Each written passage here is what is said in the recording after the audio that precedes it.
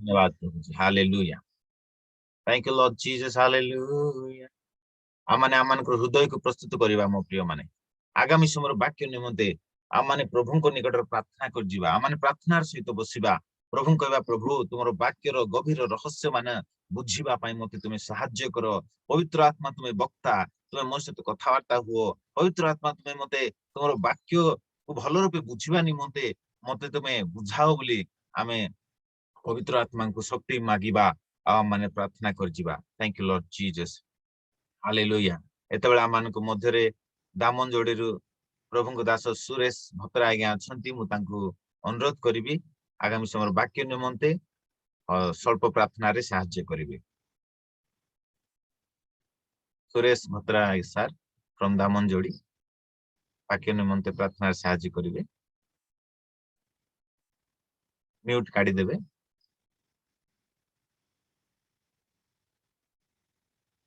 Suresh Batra sir अछंती की जदि अछंती mute काढी की प्रार्थना रे सहाय्य करिवि thank you Lord Jesus hallelujah बोधे तांगे अवेलेबल नाहंती ठीक अछि मानक मध्यरे ईश्वर भाई अछंती से आमानक मध्यरे अछंती माउंटेन मूवर्स जदि से अवेलेबल अछंती से बाकी निमंत प्रार्थना रे सहाय्य करि परिबे म्यूट काढी की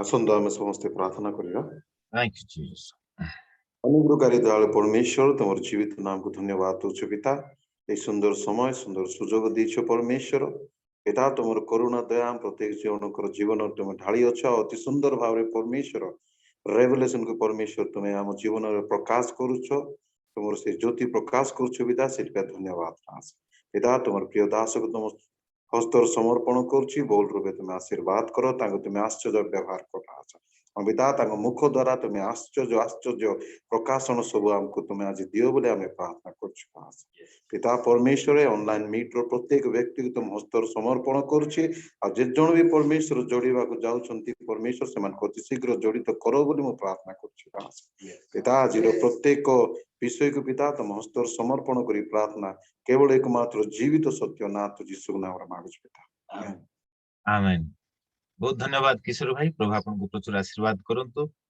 आसंतु मो प्रिय माने आजिर वाक्य सीधा सळका माने वाक्य आड़ को जीवा आ पाखा पाखी आमे 50 मिनिट रु गोटे घंटा पर्यंत वाक्य सुनिबा आ आपण धैर्य धरि बसंतु आ जते अधिक ए दिन मानकर मो प्रिय माने ख्रीष्टन को वाक्य आम मानक हृदय प्रचुर परिमाण रे वास करू हालेलुया लोक माने जतले पाठ पढंती से माने घंटा घंटा प्रार्थना माने पाठ पढंती फर्स्ट क्लास आनिबा पई बा रैंक रखिबा पई राति सारा से माने पाठ पढंती मो प्रिय माने तबे आमे आत्मिक विषय रे बलवान हेबा पई आत्मिक विषय रे सबल हेबा पई प्रभुଙ୍କର वाक्य को आमे केते अधिक रूपे अध्ययन करबा दरकार अनेक प्रभुଙ୍କର दास दासी माने अछंती से माने रविवार प्रचार करबा निमंते शनिवार दिन 8 घंटा बाइबल स्टडी करंती भावंतु 8 घंटा से माने कंटिन्यू बाइबल स्टडी करंती देखंतु से माने किपरि भाबे बाइबल को बा वाक्य को समय देउछंती अध्ययन करबा पई आज लोक मान देखंतु डॉक्टर पाठ जो माने पढुछंती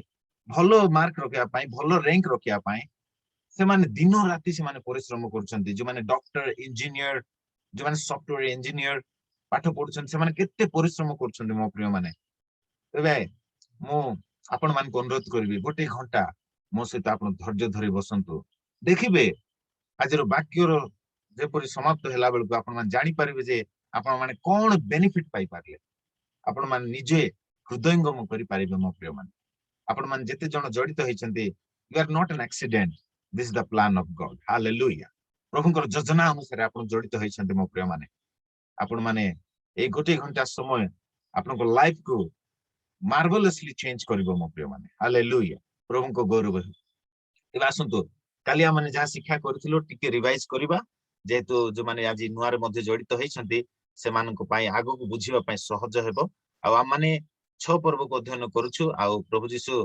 भांगिथिबा मुद्रा गुडा को विषय माने अध्ययन करूछु तेबे आसंतु आ माने प्रथमे आ मानकर टाइम लाइन को देखि जिबा कारण टाइम लाइन द्वारा ही आमे भलो रूपे प्रकाशित वाक्य को बुझी परिबा समय रेखा प्रकाशित वाक्यर समय रेखा आ देखंतु आपण मानकर स्क्रीन रे आ समय रेखा आसी जाइछि आपण मान जानिछंती जो माने जडित होइथिले गत दिन मानकरे आपण मान जानिथिबे समय रेखा विषय तथापि मु टिके आपण मान रिवाइज करिया पय चाहे प्रथम चैप्टर हम माने प्रथम देखि गेलु first chapter vision of glorified Jesus गौरवमय जीसुकर दर्शन तापर 2 नंबर और 3 नंबर चैप्टर प्रकाशित वाक्यर हम माने देखि गेलु चर्च पीरियड अर्थात मंडली पृथ्वी रे अछि आ जीसु ख्रीष्टଙ୍କ ठाରୁ आरंभ करी आज पर्यंत मंडली पृथ्वी रे अछि ए पर्यंत रैप्चर हेई नाही किंतु आगामी समय रे गोटे टाइम आसुची बा गोटे दिन निर्धारित होइछि जहा कि परमेश्वर पिता ही जानନ୍ତି से दिन कारण कारण प्रभु जीसु कहिले जे सेई दिन कि से दंड स्वर्गर दूत माने जानि नांती कि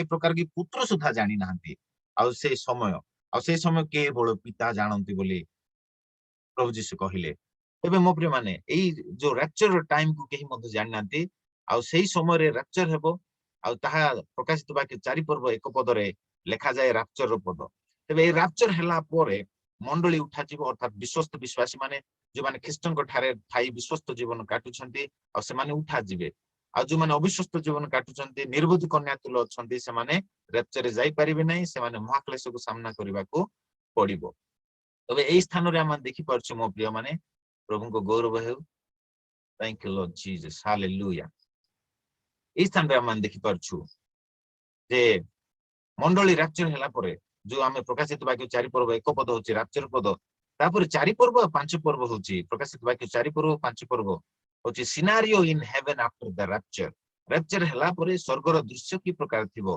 ताहा वर्णनाकारी करी शिष्य जहन 4 पर्व 5 पर्व रे लेखुछंती आमे ताहा ऑलरेडी अध्ययन करि सारिछु तापरे रैप्चर हला परे जो पृथ्वी रे जो 7 वर्ष कालर जो दृश्य थिबो आ से 7 वर्ष कालर दृश्य को शिष्य जहन प्रकाशित वाक्य 6 पर्व आरंभ करी 18 पर्व पर्यंत से कौन करिसंती ना वर्णना करिसंती तेबे आज हम देखि जाउछु 6 पर्वर प्रथम मुद्रा माने ध्यान करि गलु द्वितीय मुद्रा मध्ये हम ध्यान करि गलु तृतीय मुद्रा मध्ये हम ध्यान करि गलु चतुर्थ मुद्रा मध्ये ध्यान को करि गलु आ आज होछि पंचम मुद्रा रो समय आसी पहुंची छी तेबे आपण माने जो माने पूर्व मेसेज गुडा को सुनि पारि नाहंती आपण माने मोर YouTube चैनल को जाई परिबे आदर्श खेमुंडो बोली आपण टाइप करले मोर मेसेज गुडा को पळे आसीबो मो चैनल को आपण सब्सक्राइब करि परिबे आ सब वीडियो गुडा को अपडेट पाइबा पय आपण माने सब्सक्राइब करि परिबे आ गत दिन मानकर मेसेज मो YouTube चैनल रे आपण माने सुनि परिबे सुनि आपण प्रकाशित वाक्य को भलो रूपे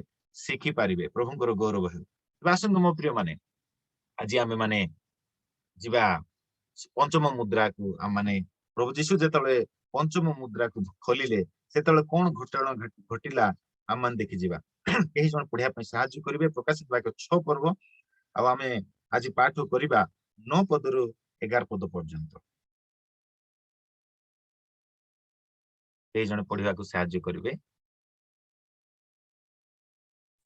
थैंक यू लॉर्ड जीसस मेष शावक जेतेबेले पंचम मुद्रा भांगिले सेतेबेले जो माने ईश्वरंकर वाक्य सकाशे ओ सेमानकर दत्त साक्ष्य सकाशे हत होइथिले सेमानको आत्मा मानंकु मु बेदी तळे देखिली से माने उच्च स्वर रे डाक पकाई कहउथिले हे पवित्र ओ सत्य प्रभु आउ केते काल से विचार न करी पृथ्वी निवासी मानक ठारू आ मानक रक्तर परिषद न नेबो सेतिरे सेमानकर प्रत्येक जनकु शुक्ल वस्त्र दत्त हेला पुणी सेमानकर जेउ सहदास ओ भातृगण सेमानक परि मध्य बध करा जिवे सेमानकर संख्या पूर्ण न हेबा जाए आउ किछि काल विश्राम करिबाकू सेमानकु कहा गला बहुत धन्यवाद आसंतु मो प्रिय माने वीडियो को देखि नेबा 6 पर्वर वीडियो को आउ प्रथम मुद्रा रो माने आरंभ करी देखि नेबा पंचम मुद्रा जाय तापर माने निश्चित भाबे पंचम मुद्रा व्याख्या करला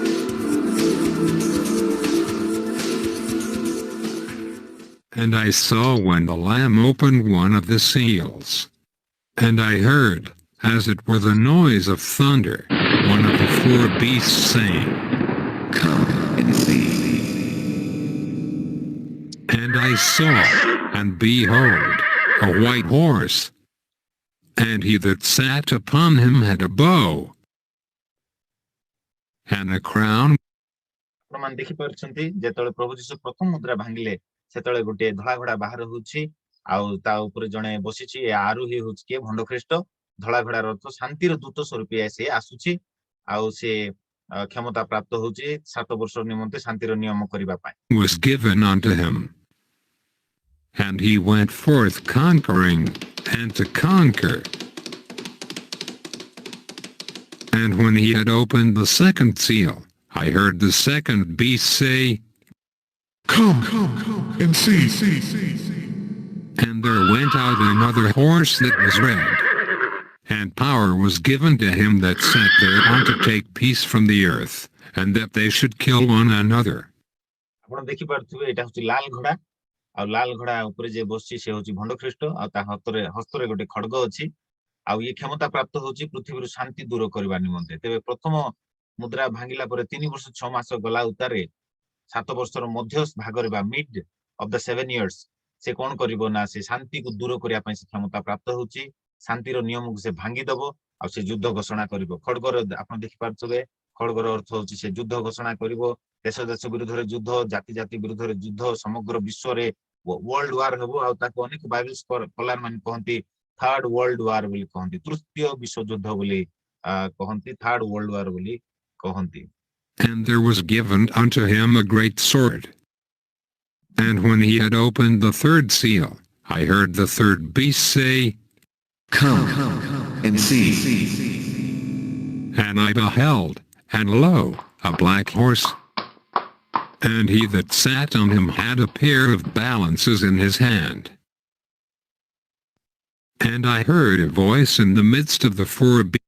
ଆପଣ ମାନେ ଯୋଉ କଳା ଘୋଡାକୁ ଦେଖିଲେ ଏ କଳା ଘୋଡା ବାହାରୁଛି ଆଉ ତୃତୀୟ ମୁଦ୍ରା ଭାଙ୍ଗିବା ସମୟରେ ଆଉ ଏ କଳା ଘୋଡାର ଅର୍ଥ ଆମେ ଅଧ୍ୟୟନ କରିଥିଲୁ ଦୁର୍ଭିକ୍ଷକୁ ବୁଝାଏ ମହା ଦୁର୍ଭିକ୍ଷ ଆଉ ଖାଦ୍ୟ ପଦାର୍ଥର ରେଟ୍ ସବୁ ବଢିଯିବ ଆଉ ସେ ଦୁର୍ଭିକ୍ଷ ସମୟରେ ଆଉ ଭଣ୍ଡ ଖ୍ରୀଷ୍ଟ 666 ସିଷ୍ଟମ ଦେବ ଯୋଉମାନେ ସେ ଚିହ୍ନକୁ ନେବେ ତେବେ ହିଁ ସେମାନେ କିଣାବିକା କରିପାରିବେ ନହେଲେ କିଣାବିକା କରିପାରିବେ ନାହିଁ ଆଉ ଦୁର୍ଭିକ୍ଷ ହେତୁ ଅନେକଙ୍କର ମୃତ୍ୟୁ ଘଟିବ ଆଉ ସେଇ ଭଣ୍ଡ ଖ୍ରୀଷ୍ଟ ଅନେକଙ୍କୁ ବଧ କରିବ ସେ ସବୁ ଆମେ ଅଧ୍ୟୟନ କରିଥିଲୁ ଏବେ ଆମେ ଆଗକୁ ଯିବା And I heard a voice in the midst of the four beasts say, A measure of wheat for a penny, and 3 measures of barley for a penny. And see thou hurt not the oil and the wine. And when he had opened the fourth seal, I heard the voice of the fourth beast say, Come and see. And I looked, and behold, a pale horse, and his କାଲି ଆମେ ଏଇଟା study କରିଥିଲୁ ଯାହାକି ପାଣ୍ଡୁ ବର୍ଣ୍ଣ ଅଶ୍ଵ ପେଲ ହର୍ସ ଯାର colour କି ପାଣ୍ଡୁ ବର୍ଣ୍ଣ ବୋଲି କହିଲେ ୟେଲୋ ଆଉ ଗ୍ରୀନ ମିକ୍ସ କଲେ ଯୋଉ କଲର ଆସିବ ତାକୁ କୁହାଯାଏ ପେଲ ହର୍ସ କଲର ବା ପେଲ କଲର ବା ପାଣ୍ଡୁ ବର୍ଣ୍ଣ ବୋଲି କୁହାଯାଏ ଆଉ ସେଇ ଅଶ୍ଵ ବାହାର ହେଲା ଆଉ ତାର ଆରୋହୀର ନାମ ହଉଛି ମୃତ୍ୟୁ ତେବେ ଚତୁର୍ଥ ମୁଦ୍ରା ଭାଙ୍ଗିବା ସମୟରେ ଆଉ ଏଇଟା ଆମେ କାଲି ଅଧ୍ୟୟନ କରିଥିଲୁ ଆପଣ ମାନେ ୟୁଟ୍ୟୁବ ଚ୍ୟାନେଲରେ ଯାଇକି ଦେଖିପାରିବେ name that sat on him was Death, and hell followed with him. And power was given unto them over the fourth part of the earth, to kill. କାଲି ଆମେ ଅଧ୍ୟୟନ କରିଥିଲୁ ଯେତେବେଳେ ଚତୁର୍ଥ ମୁଦ୍ରା ଭଙ୍ଗା ଯାଉଛି ଆଉ ସେ ପାଣ୍ଡୁବର୍ଣ୍ଣ ଅଶ୍ଵ ବାହାର ହଉଛି ଆଉ ତାର ଆରୋହୀର ନାମ ହଉଛି ମୃତ୍ୟୁ ଆଉ ସେ ସମଗ୍ର ପୃଥିବୀରେ ଲୋକଙ୍କୁ ପାଖାପାଖି 1/4 of the earth ମାନେ ପୃଥିବୀର ଚତୁର୍ଥ ଭାଗ ଲୋକକୁ 1/4 ଲୋକକୁ ସେ ବଧ କରିବ ବୋଲି ଲେଖାଯାଏ ଯଦି ଉଦାହରଣ ସ୍ୱରୂପ ଯଦି ପୃଥିବୀର ଜନସଂଖ୍ୟା ସେତେବେଳକୁ 730 କୋଟି ଯଦି ଥିବ ତେବେ ସେ କି ଯଦି 800 କୋଟି ଯଦି ଥିବ ତେବେ ସେ 1/4 ବୋଲି କହିଲେ 200 କୋଟି ଲୋକ ସେ ବଧ କରିବ ଚିନ୍ତା କରନ୍ତୁ ମୋ ପ୍ରିୟ ମାନେ ଆଉ ସେ 200 କୋଟି ଲୋକକୁ କି ପ୍ରକାର ବଧ କରିବ ଖଡଗ ଦ୍ୱାରା ବଧ କରିବ ଅର୍ଥାତ ଯୁଦ୍ଧ ଖଡଗ ବୋଲି କହିଲେ ଯୁଦ୍ଧ ଯାହାକି ଦ୍ୱିତୀୟ ମୁଦ୍ରାରେ ଆମେ ଦେଖିଗଲୁ ତ ଲାଲ ଘୋଡା ବାହାରୁଛି ଯୁଦ୍ଧ ଘୋଷଣା କରୁଛି ସେ ତାପରେ ଯୁଦ୍ଧ ଦ୍ୱାରା ବା ଖଡଗ ଦ୍ୱାରା ସେ ବଧ କରିବ 2 ନମ୍ବର ପଏଣ୍ଟ ହଉଛି ଦୁର୍ଭିକ୍ଷ ଦ୍ୱାରା ମହାଦୁର୍ଭିକ୍ଷ ଆମେ ଯୋଉ ଦେଖିଗଲୁ ବ୍ଲାକ୍ ହର୍ସ ବା କଳା ଘୋଡା ବାହାରୁଛି ଯାହାକି ଦୁର୍ଭିକ୍ଷକୁ ବୁଝାଏ ତ ଦ୍ୱାରା ମଧ୍ୟ ସେ ବିନାଶ କରିବ ବା ବଧ କରିବ ତାପରେ 3 ନମ୍ବର ପଏଣ୍ଟ ହଉଛି ସେ ଲୋକଙ୍କୁ ମହାମାରୀ ଦ୍ୱାରା ବଧ କରିବ ଆଜି ଆମେ ଗୋଟେ ଏକ୍ସାମ୍ପଲ ଦେଖିପାରୁଛୁ ମହାମାରୀର ଏକ୍ସାମ୍ପଲ କରୋନା ଭାଇରସ ଏଟା ଗୋଟେ ମହାମାରୀ ପୁଣି ଗତ ଦିନ ମାନଙ୍କର ମଧ୍ୟ ଗୁଡାଏ ମହାମାରୀ ହେଇଥିଲା ତେବେ ଏଇ ସବୁ ହଉଛି ଝଲକ କିନ୍ତୁ ଆଗକୁ जो महाक्लेश समय जो महामारी हेबो सेही महामारी भयंकर महामारी आ सेही महामारी मध्ये से लोक मानकु बोध करिवो। पुଣି 4 नंबर होची पृथ्वीर वन्य पशु मानकु द्वारा माने से लोक मानकु बोध करिवो। ए प्रकार भाबे से पृथ्वीर 1/4 लोकଙ୍କୁ से बोध करिवो। काली आमे अध्ययन करथिलु। with sword, and with hunger, and with death, and with the beasts of the देखंतु वन्य पशु मानकु लोकंकर पछरे से लगेइ देबो जो माने कि यीशु ख्रीष्ट को विश्वास करूथिबे से समय रे आ से प्रकार लोक मानकु से वन्य पशु द्वारा बोध करिवो। जेंति आद्य मंडल रे नीरो राजा यीशु ख्रीष्ट ठारे विश्वास करथुवा ख्रिस्टियन मानकु से मानकु सिंह गातरे पकेइ दोथिला। आ से प्रकार महाक्लेश समय रे मध्ये से प्रकार से भंड ख्रीष्ट करिवो मो प्रिय माने। earth. And when he had opened the fifth seal, I saw unto the प्रभु जीशु एबे जेतले पंचम मुद्रा भांगुछंती आजि आमे ताहा स्टडी करिबा कोन हेबो एबे देखंतु। altar the souls of them that were slain for God, and for the testimony which they held. And they cried with a loud voice, saying, How long, O Lord, holy and true, dost thou not judge and avenge our blood on them that dwell on the earth?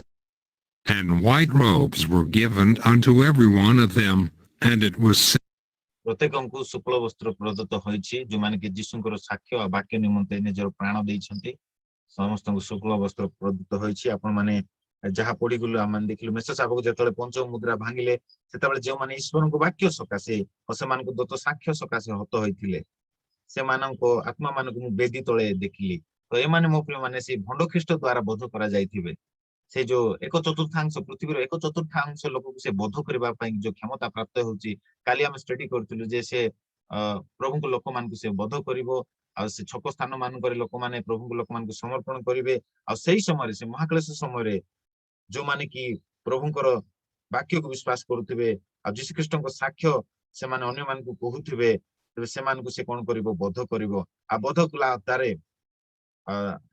देखि पारुछु हम माने पंचम मुद्रा रे शिष्य जहन देखुचंती जे से मानकर आत्मा माने आ बेदी तळे स्वर्गर बेदी तळे थिबाटा शिष्य जहन देखुचंती। पुनी 10 पदरे से माने उच्च स्वर रे डाकु पकाई कहउतले हे पवित्र सत्य प्रभु आ केते काल तुमे विचार न करी पृथ्वी निवासी मानक ठारू आम मानक रक्तर परिशोध न नेबो।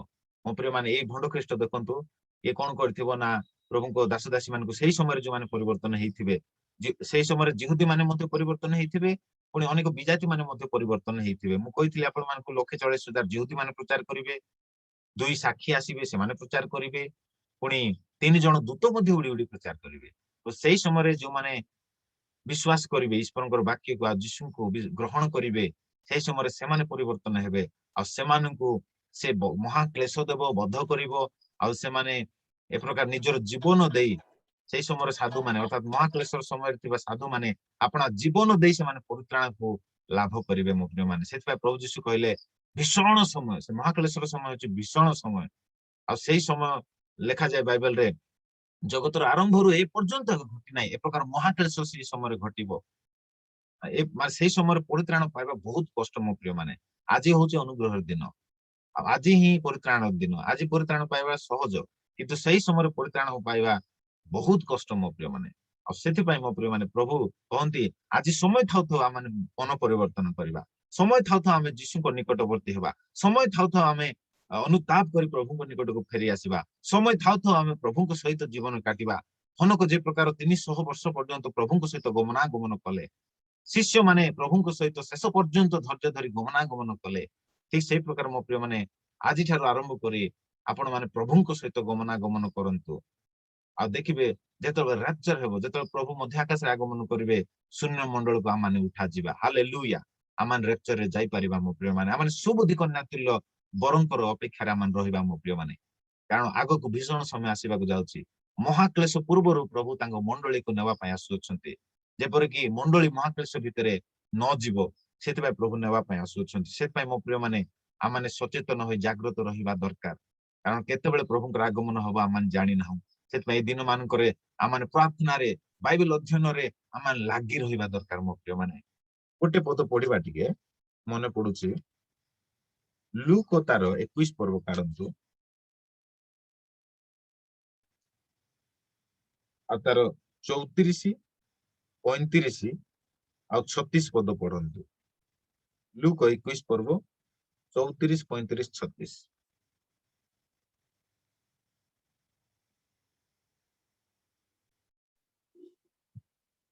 ଏଇ ଜଣ କିନ୍ତୁ ତୁମ୍ଭେମାନେ ଆପଣା ଆପଣା ବିଷୟରେ ସାବଧାନ ହୋଇଥାଅ, ହୁଁ। କାଳେ ତୁମ୍ଭମାନଙ୍କର ହୃଦୟ ମତ୍ତତା ଓ ମଦ୍ୟପାନରେ ପୁଣି ଜୀବିକା ସମ୍ବନ୍ଧୀୟ ଚିନ୍ତାରେ ଭାରଗ୍ରସ୍ତ ହୁଏ, ଆଉ ସେହି ଦିନ ହଠାତ୍ ତୁମ୍ଭମାନଙ୍କ ଉପରେ ପଡେ।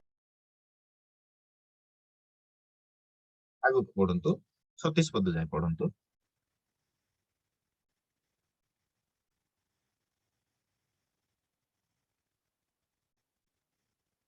ପଢନ୍ତୁ ସଞ୍ଜନା ଭଉଣୀ, 36 ପଦ ଯାଏ ପଢନ୍ତୁ। 34 ପଢିଲେ 35, 36 ବି ପଢନ୍ତୁ।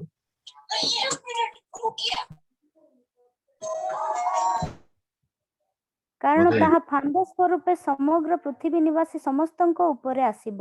ହୁଁ, କିନ୍ତୁ ତୁମ୍ଭେମାନେ ଯେପରି ଏହି ସମସ୍ତ ଆଗାମୀ ଘଟଣାରୁ ରକ୍ଷା ପାଇବାକୁ ଓ ମନୁଷ୍ୟପୁତ୍ରଙ୍କ ଛାମୁରେ ଉଭା ହେବାକୁ ସମର୍ଥ ହୁଅ, ଏ ନିମନ୍ତେ ସର୍ବଦା ପ୍ରାର୍ଥନା କରି ଜାଗି ରୁହ। ଧନ୍ୟବାଦ। ଦେଖନ୍ତୁ ମୋ ପ୍ରିୟ ମାନେ କେତେ ସ୍ପଷ୍ଟ ରୂପେ ଲେଖାଯାଏ, ତୁମେ ମାନେ ଆପଣ ଆପଣ ବିଷୟରେ ସାବଧାନ ହୋଇଥାଅ। ପ୍ରଭୁ କହନ୍ତି ସାବଧାନ ହୋଇଥାଅ ଆପଣ ଆପଣ ବିଷୟରେ, କାଳେ ତୁମମାନଙ୍କର ହୃଦୟ ମତ୍ତତା ଓ ମଦ୍ୟପାନରେ ପୁଣି ଜୀବିକା ସମ୍ବନ୍ଧୀୟ ଚିନ୍ତାରେ ଭାରଗ୍ରସ୍ତ ହୁଏ, ଆଉ ସେଇଦିନ ହଠାତ୍ ତୁମମାନଙ୍କ ଉପରେ ପଡେ। ଏଠି 3ଟି ବିଷୟ ଲେଖାଯାଏ ମୋ ପ୍ରିୟ ମାନେ। ନହଙ୍କ ସମୟରେ ଲୋକମାନେ ଜଳ ପ୍ଳାବନ ଆସିବା ପୂର୍ବରୁ ଏଇ ବିଷୟ ଗୁଡାକରେ ମାତିକି ଥିଲେ। ଘର ବାନ୍ଧିବାରେ, ଜୀବିକା ସମ୍ବନ୍ଧୀୟ ଚିନ୍ତାରେ, ବୃକ୍ଷରୋପଣ କରିବାରେ, ବିବାହ ଦେବା ବିବାହ ନେବାରେ ମାତିକି ରହିଥିଲେ। ନହ ସେତେବେଳେ ଧାର୍ମିକତାର ପ୍ରଚାର କରୁଥିଲା, ଈଶ୍ୱରଙ୍କର ବାକ୍ୟକୁ ସେ ପ୍ରଚାର କରୁଥିଲେ, କହୁଥିଲେ ମନ ପରିବର୍ତ୍ତନ କର, ଫେରି ଆସ, ଈଶ୍ୱରଙ୍କ ଠାରେ ବିଶ୍ୱାସ କର, ନହେଲେ ଜଳ ପ୍ଳାବନ ଦ୍ଵାରା ପରମେଶ୍ୱର ପୃଥିବୀକୁ ଧ୍ୱଂସ କରିବାକୁ ଯାଉଛନ୍ତି, ଏଥିପାଇଁ ତୁମମାନେ ଫେରି ଆସ ବୋଲି କେତେ ପ୍ରଚାର କଲେ। ନହ ପାଖାପାଖି ସେ ଜାହାଜ ତିଆରି ହେବା ପାଇଁ 120 ବର୍ଷ ଲାଗିଥିଲା ମୋ ପ୍ରିୟ ମାନେ। ଆଉ ପାଖାପାଖି 120 ବର୍ଷ ନହ ପ୍ରଚାର କଲେ, ତଥାପି ଜଣେ ମଧ୍ୟ ପରିବର୍ତ୍ତନ ହେଲେ ନାହିଁ। କେହି ମଧ୍ୟ ନହଙ୍କର ବାକ୍ୟକୁ ଶୁଣିବା ପାଇଁ ଇଚ୍ଛା କଲେ ନାହିଁ, ସେମାନେ ନାସ୍ତି କଲେ। ଆଉ କଣ ହେଲା ମୋ ପ୍ରିୟ ମାନେ, ଫଳାଫଳ କଣ ହେଲା? ଯେତେବେଳେ 120 ବର୍ଷ କମ୍ପ୍ଲିଟ ହେଲା, ଜାହାଜ ନିର୍ମାଣ କାର୍ଯ୍ୟ ସମାପ୍ତ ହେଲା, ହଠାତ୍ ବର୍ଷା ଆରମ୍ଭ ହେଇଗଲା। ଦିବାରାତ୍ର ବର୍ଷା ହେବାକୁ ଲାଗିଲା। ସେତେବେଳେ ଲୋକମାନଙ୍କର ମନରେ ପଡିଥିବ, ଆରେ ଆରେ ଆରେ ଇଏ କଣ ବର୍ଷା ଆରମ୍ଭ ହେଲାଣି। ସେମାନେ ଭାବିଥିବେ ବର୍ଷା ଆଜି ହେଲା କାଲିକୁ କମିଯିବ ବୋଲି ଭାବିଥିବେ। କିନ୍ତୁ ବାଇବେଲ ଲେଖାଯାଏ ନହ ଯେତେବେଳେ ଜାହାଜ ଭିତରେ ପ୍ରବେଶ କଲା ପରେ ବର୍ଷା ଆରମ୍ଭ ହେଇଗଲା। ଯେତେବେଳେ ବର୍ଷା ଆରମ୍ଭ ହେଇଗଲା ମୋ ପ୍ରିୟ ମାନେ, ଲୋକମାନେ ସେ ବର୍ଷା ହେଉଥିବା ସମୟରେ ଭାବୁଥିଲେ ହଁ କାଲିକୁ ପର ଦିନକୁ କମିଯିବ, 3 ଦିନ ବର୍ଷା ହେଲା 4 ଦିନରେ କମିଯିବ ବୋଲି। କିନ୍ତୁ ସେ ବର୍ଷାର ଭୟାବହତା ଧୀରେ ଧୀରେ ବଢିବାକୁ ଲାଗିଲା। ଯେତେବେଳେ ସେ ବର୍ଷା ବଢିବାକୁ ଲାଗିଲା, ଲୋକମାନେ କାଳ ବିକଳ ହେଇ ଲୋକମାନଙ୍କର ଘର ଭିତରେ ପାଣି ପଶି ଯାଇଥିବ।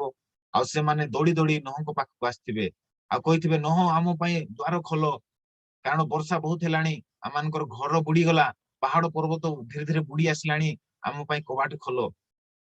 ଆଉ ବାଇବେଲ ଲେଖାଯାଏ ସେଇ ଜାହାଜର କବାଟକୁ ସ୍ୱୟଂ ପରମେଶ୍ୱର ବନ୍ଦ କରିଥିଲେ। ହାଲେଲୁୟା। ସ୍ୱୟଂ ପରମେଶ୍ୱର ସେ ଜାହାଜର କବାଟକୁ ସେ ବନ୍ଦ କରିଥିଲେ, ଆଉ ଆଉ ଖୋଲିବାକୁ ଆଉ ହେଇପାରିଲା ନାହିଁ।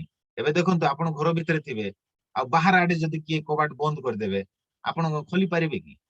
ତେବେ ପରମେଶ୍ୱର ବାହାର ଆଡରୁ କବାଟ ବନ୍ଦ କରିଦେଇଥିଲେ। ଆଉ ତାହା ଆପଣ ପଢନ୍ତୁ, ଲେଖା ହେଇଛି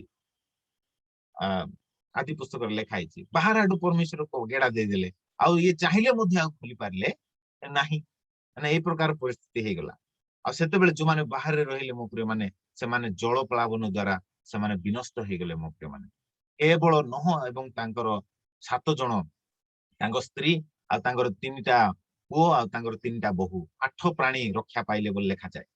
ମୋ ପ୍ରିୟ ମାନେ, ପ୍ରଭୁ ଯୀଶୁଖ୍ରୀଷ୍ଟଙ୍କର ଆଗମନ ସମୟରେ ମଧ୍ୟ ଠିକ ସେଇ ପ୍ରକାର ଘଟିବ ବୋଲି ଲେଖାଯାଏ। ଅନେକ ଜୀବିକା ସମ୍ବନ୍ଧୀୟ ଚିନ୍ତାରେ ମାତିକି ରହିଥିବେ, ଘର ବାନ୍ଧିବାରେ, ବିବାହ ଦେବା ନେବାରେ। ଦେଖନ୍ତୁ ଲକଡାଉନ ସମୟରେ ମଧ୍ୟ ଲୋକ ଭୟଙ୍କର ଭାବରେ ବିବାହ ହଉଛନ୍ତି। ଆପଣ ଦେଖିପାରିବେ ଏଇ ସମୟରେ, କରୋନା ସମୟରେ ମଧ୍ୟ ଲୋକମାନେ ବିଚିତ୍ର ଘର ତିଆରି କରୁଛନ୍ତି। ଏଇ ସମୟରେ ମାନେ ରାସ୍ତା ଗୁଡାକ ସବୁ ଚଉଡା ହଉଛି। ଦେଖନ୍ତୁ ରାସ୍ତା ଗୁଡାକ ପ୍ରଶସ୍ତ ହଉଛି, ତାହା ମଧ୍ୟ ଭବିଷ୍ୟତବାଣୀରେ ଲେଖାଯାଏ। ପୁରାତନ ନିୟମରେ ତାଙ୍କର ଆଗମନ ସମୟରେ ଏଇ ପ୍ରକାର ରାସ୍ତା ଚଉଡା ହେବ, ଘର ନିର୍ମାଣ କାର୍ଯ୍ୟ ଚାଲିଥିବ। ଆଉ ଲୋକମାନେ ବିବାହ ଦେବା ନେବାରେ ବ୍ୟସ୍ତ ହେଇକି ଥିବେ, ଜୀବିକା ସମ୍ବନ୍ଧୀୟ ଚିନ୍ତାରେ ଭାରଗ୍ରସ୍ତ ହେଇଥିବେ। ମଦ୍ୟପାନରେ ଦେଖନ୍ତୁ ଲକଡାଉନ ସମୟରେ ସବୁ ଦୋକାନ ବନ୍ଦ, ମଦ ଦୋକାନ ଖୋଲା ଅଛି। ମାନେ ଆଶ୍ଚର୍ଯ୍ୟ ଲାଗେ, ଲୋକମାନେ ମଦ୍ୟପାନରେ ସେମାନେ ମାତିକିରି ଥିବେ, ସେମାନଙ୍କ ହୃଦୟ ଜଗତର ସମ୍ବନ୍ଧୀୟ ଚିନ୍ତାରେ ମାତିକିରି ଥିବ ବୋଲି ଲେଖାଯାଏ। ଆଉ ହଠାତ୍ ସେଇ ଦିନ ଉପସ୍ଥିତ ହେବ। 35 ପଦରେ ଲେଖାଯାଏ, କାରଣ ତାହା ଫାନ୍ଦ ସ୍ୱରୂପେ ସମଗ୍ର ପୃଥିବୀ ନିବାସୀ ସମସ୍ତଙ୍କ ଉପରେ ଆସିବ। ପ୍ରଭୁଙ୍କର ଗୁପ୍ତ ଆଗମନ ଗୋଟେ ଫାନ୍ଦ ସ୍ୱରୂପେ ହେବ ମୋ ପ୍ରିୟ ମାନେ, ହଠାତ୍। ଏବେ ଯେମିତି ସୁବୁଦ୍ଧି ଆଉ ନିର୍ବୁଦ୍ଧି କନ୍ୟା ମାନେ ଅପେକ୍ଷାରେ ଥିଲେ, ଆଉ ଅପେକ୍ଷା କରୁ କରୁ ବିଳମ୍ବ ହେଇଗଲା, ମଧ୍ୟରାତ୍ର ହେଇଗଲା, ଆଉ ସେମାନେ ଶୋଇ ପଡିଲେ। କିନ୍ତୁ ସୁବୁଦ୍ଧି କନ୍ୟା ମାନେ ସେମାନେ ଚେତା ଥିଲେ, ତାଙ୍କର ତୈଳକୁ ସେମାନେ ଜାଗ୍ରତ କରି ରଖିଥିଲେ, କାରଣ କୌଣସି ମୁହୂର୍ତ୍ତରେ ମଧ୍ୟ ପ୍ରଭୁ ବର ଆସିବେ ବୋଲି ସେମାନେ ଅପେକ୍ଷାରେ ଥିଲେ। ଆଉ ହଠାତ୍ ବରଙ୍କର ଆଗମନ ହେଇଗଲା। ଯେତେବେଳେ ବର ଚାଲି ଆସିଲେ, ସେମାନେ ଗୃହରେ ପ୍ରବେଶ କଲେ। ସୁବୁଦ୍ଧି କନ୍ୟା ଆଉ ପ୍ରଭୁ ଯୀଶୁ ସେମାନେ ଗୃହରେ ପ୍ରବେଶ କଲେ, ଆଉ ନିର୍ବୁଦ୍ଧି କନ୍ୟା ମାନେ ବାହାରେ ରହିଗଲେ।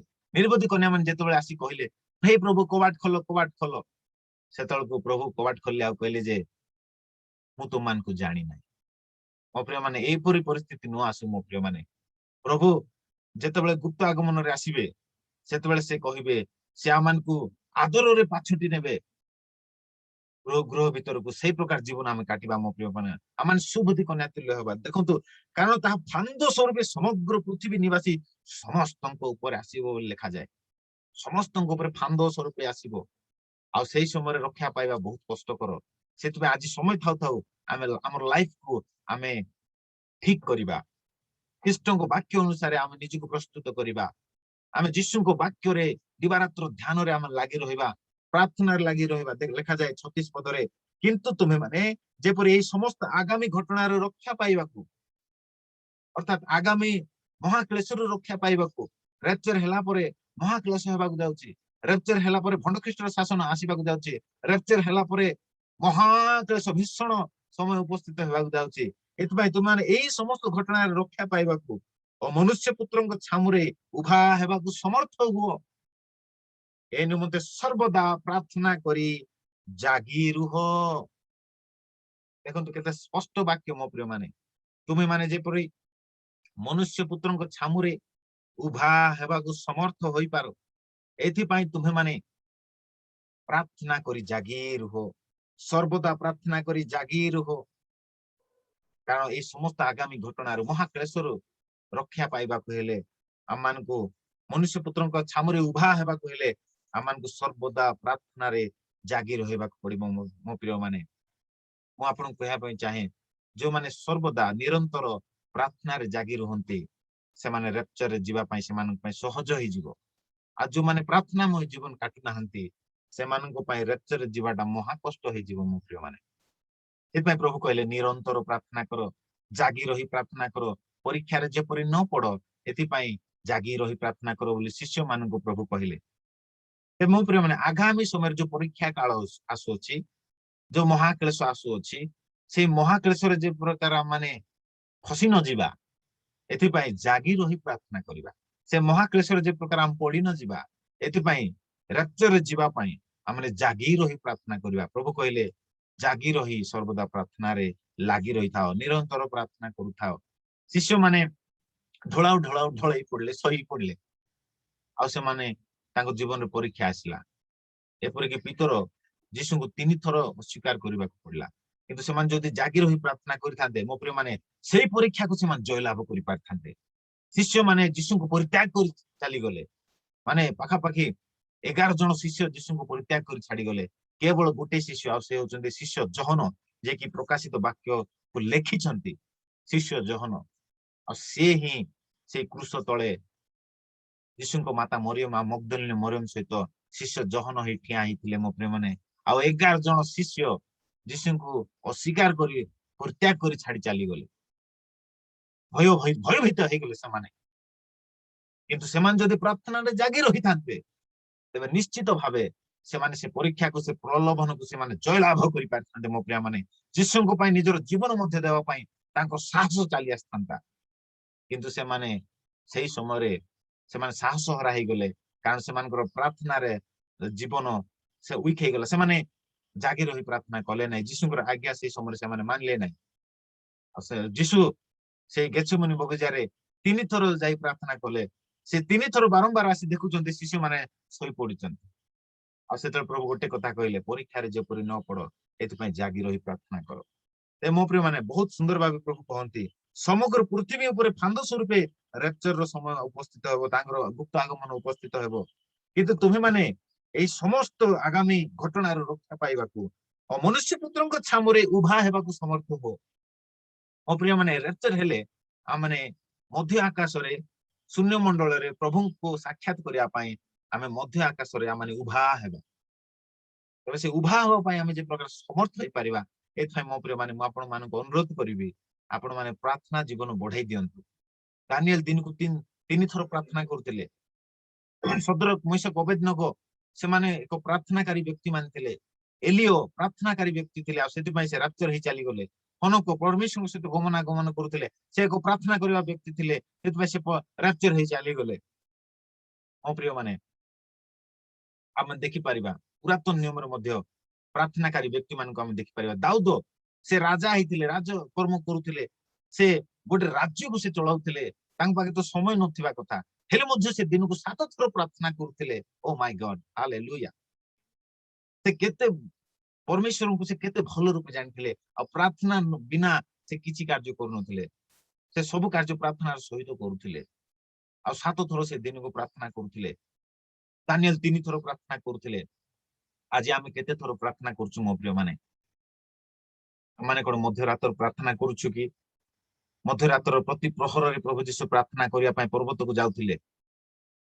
ମୋ ପ୍ରିୟ ମାନେ ଆମମାନଙ୍କର ପ୍ରାର୍ଥନାମୟ ଜୀବନ ଆଜି ବଢିଯାଉ ମୋ ପ୍ରିୟ ମାନେ ଆଉ ଯେତେବେଳେ ଆମମାନେ ଜାଗି ରହି ଏଇ ଆଜ୍ଞା ଅନୁସାରେ ସର୍ବଦା ପ୍ରାର୍ଥନା କରି ଜାଗି ରୁହ ବୋଲି ଲେଖାଯାଏ ଜାଗି ରୁହ ବୋଲି କହିଲେ ମଧ୍ୟରାତ୍ରର ପ୍ରାର୍ଥନା ବିଷୟରେ ଏଠି ଲେଖାଯାଏ ମଧ୍ୟରାତ୍ରରେ ମଧ୍ୟ ଆମେ ଜାଗିକି ପ୍ରାର୍ଥନା କରିବା ଦରକାର ମୋ ପ୍ରିୟ ମାନେ ହାଲେଲୁୟା ଆମେ ପ୍ରାତଃ କାଳ ସମୟରେ ଉଠିଲା ବେଳକୁ ପ୍ରାର୍ଥନା କରିବା ଦରକାର ଏପରି ମଧ୍ୟାହ୍ନ ସମୟରେ ମଧ୍ୟ ଆମେ କିଛି ସମୟ ବାହାର କରି ପ୍ରାର୍ଥନା କରିବା ଦରକାର ଆପଣ ମାନେ ଦେଖିବେ ମୁସଲିମ ଲୋକମାନେ ଯେତେବେଳେ ତାଙ୍କର ଟାଇମ ହେଇଯିବ ସେ ରେଲୱେ ଷ୍ଟେସନ ହେଉ ବସ୍ ଷ୍ଟାଣ୍ଡ ହେଉ ସେ ଏୟାରପୋର୍ଟ ହେଉ ଗୋଟେ ପର୍ଦାକୁ ବିଞ୍ଛେଇ ଦେବେ ଆଉ ସେ ପ୍ରାର୍ଥନା କରିବେ ମାନିବାକୁ ପଡିବ ମୋ ପ୍ରିୟ ମାନେ ଆଜି ଆମମାନେ ସତ୍ୟ ପରମେଶ୍ୱରଙ୍କୁ ଜାଣିଛୁ ଆମେ ଆଜି କେତେ ସମୟ ପ୍ରଭୁଙ୍କ ନିକଟରେ ନିବେଦନ ପ୍ରାର୍ଥନା କରୁଛୁ ମୋ ପ୍ରିୟ ମାନେ ହାଲେଲୁୟା ଆସନ୍ତୁ ମୋ ପ୍ରିୟ ମାନେ ଆମମାନଙ୍କର ପ୍ରାର୍ଥନା ସମୟକୁ ଆମେ ବଢାଇ ଦେବା ପ୍ରଭୁ କହିଛନ୍ତି ସର୍ବଦା ଜାଗି ରହି ପ୍ରାର୍ଥନା କର ନିରନ୍ତର ପ୍ରାର୍ଥନା କର ପରୀକ୍ଷାରେ ଯେପରି ନ ପଡିଥିବା ପ୍ରାର୍ଥନାରେ ଜାଗି ରହ ତେବେ ମୋ ପ୍ରିୟ ମାନେ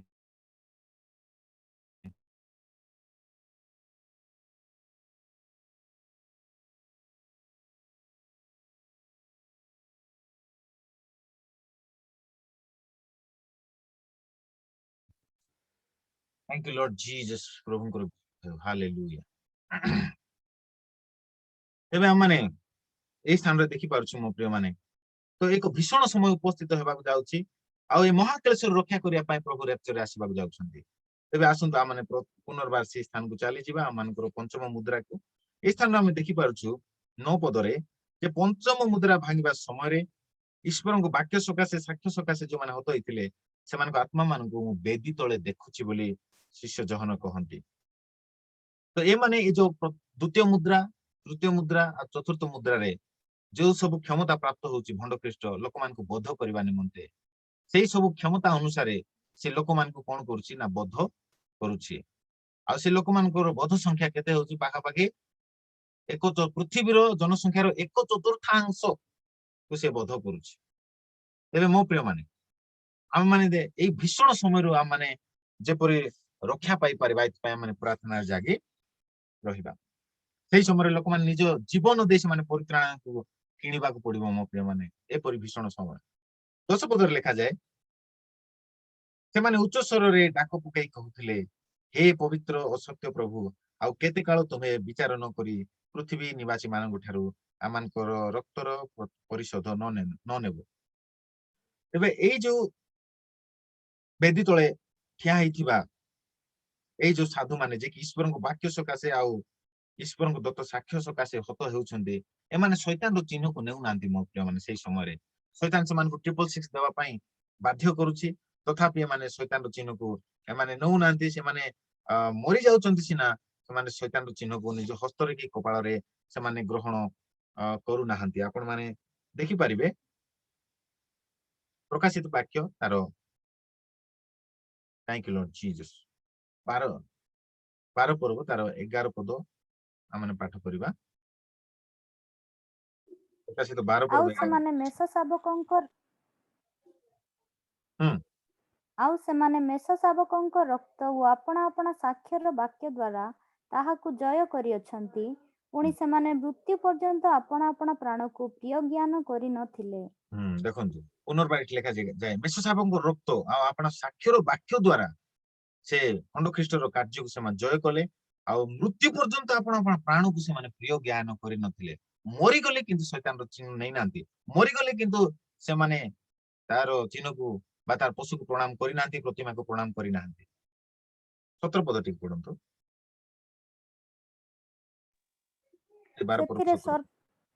ସେଥିରେ ସର୍ପ ସ୍ତ୍ରୀ ଲୋକଙ୍କ ଉପରେ ମହାକ୍ରୁଦ୍ଧ ହୋଇ ତାହାଙ୍କ ବଂଶର ଯେଉଁ ଅବଶିଷ୍ଟ ଲୋକମାନେ ଈଶ୍ୱରଙ୍କ ଆଜ୍ଞା ପାଳନ କରନ୍ତି ଓ ଯୀଶୁଙ୍କ ବିଷୟରେ ସାକ୍ଷ୍ୟ ଦାନ କରନ୍ତି ସେମାନଙ୍କ ସହିତ ଯୁଦ୍ଧ କରିବାକୁ ଚାଲିଗଲା।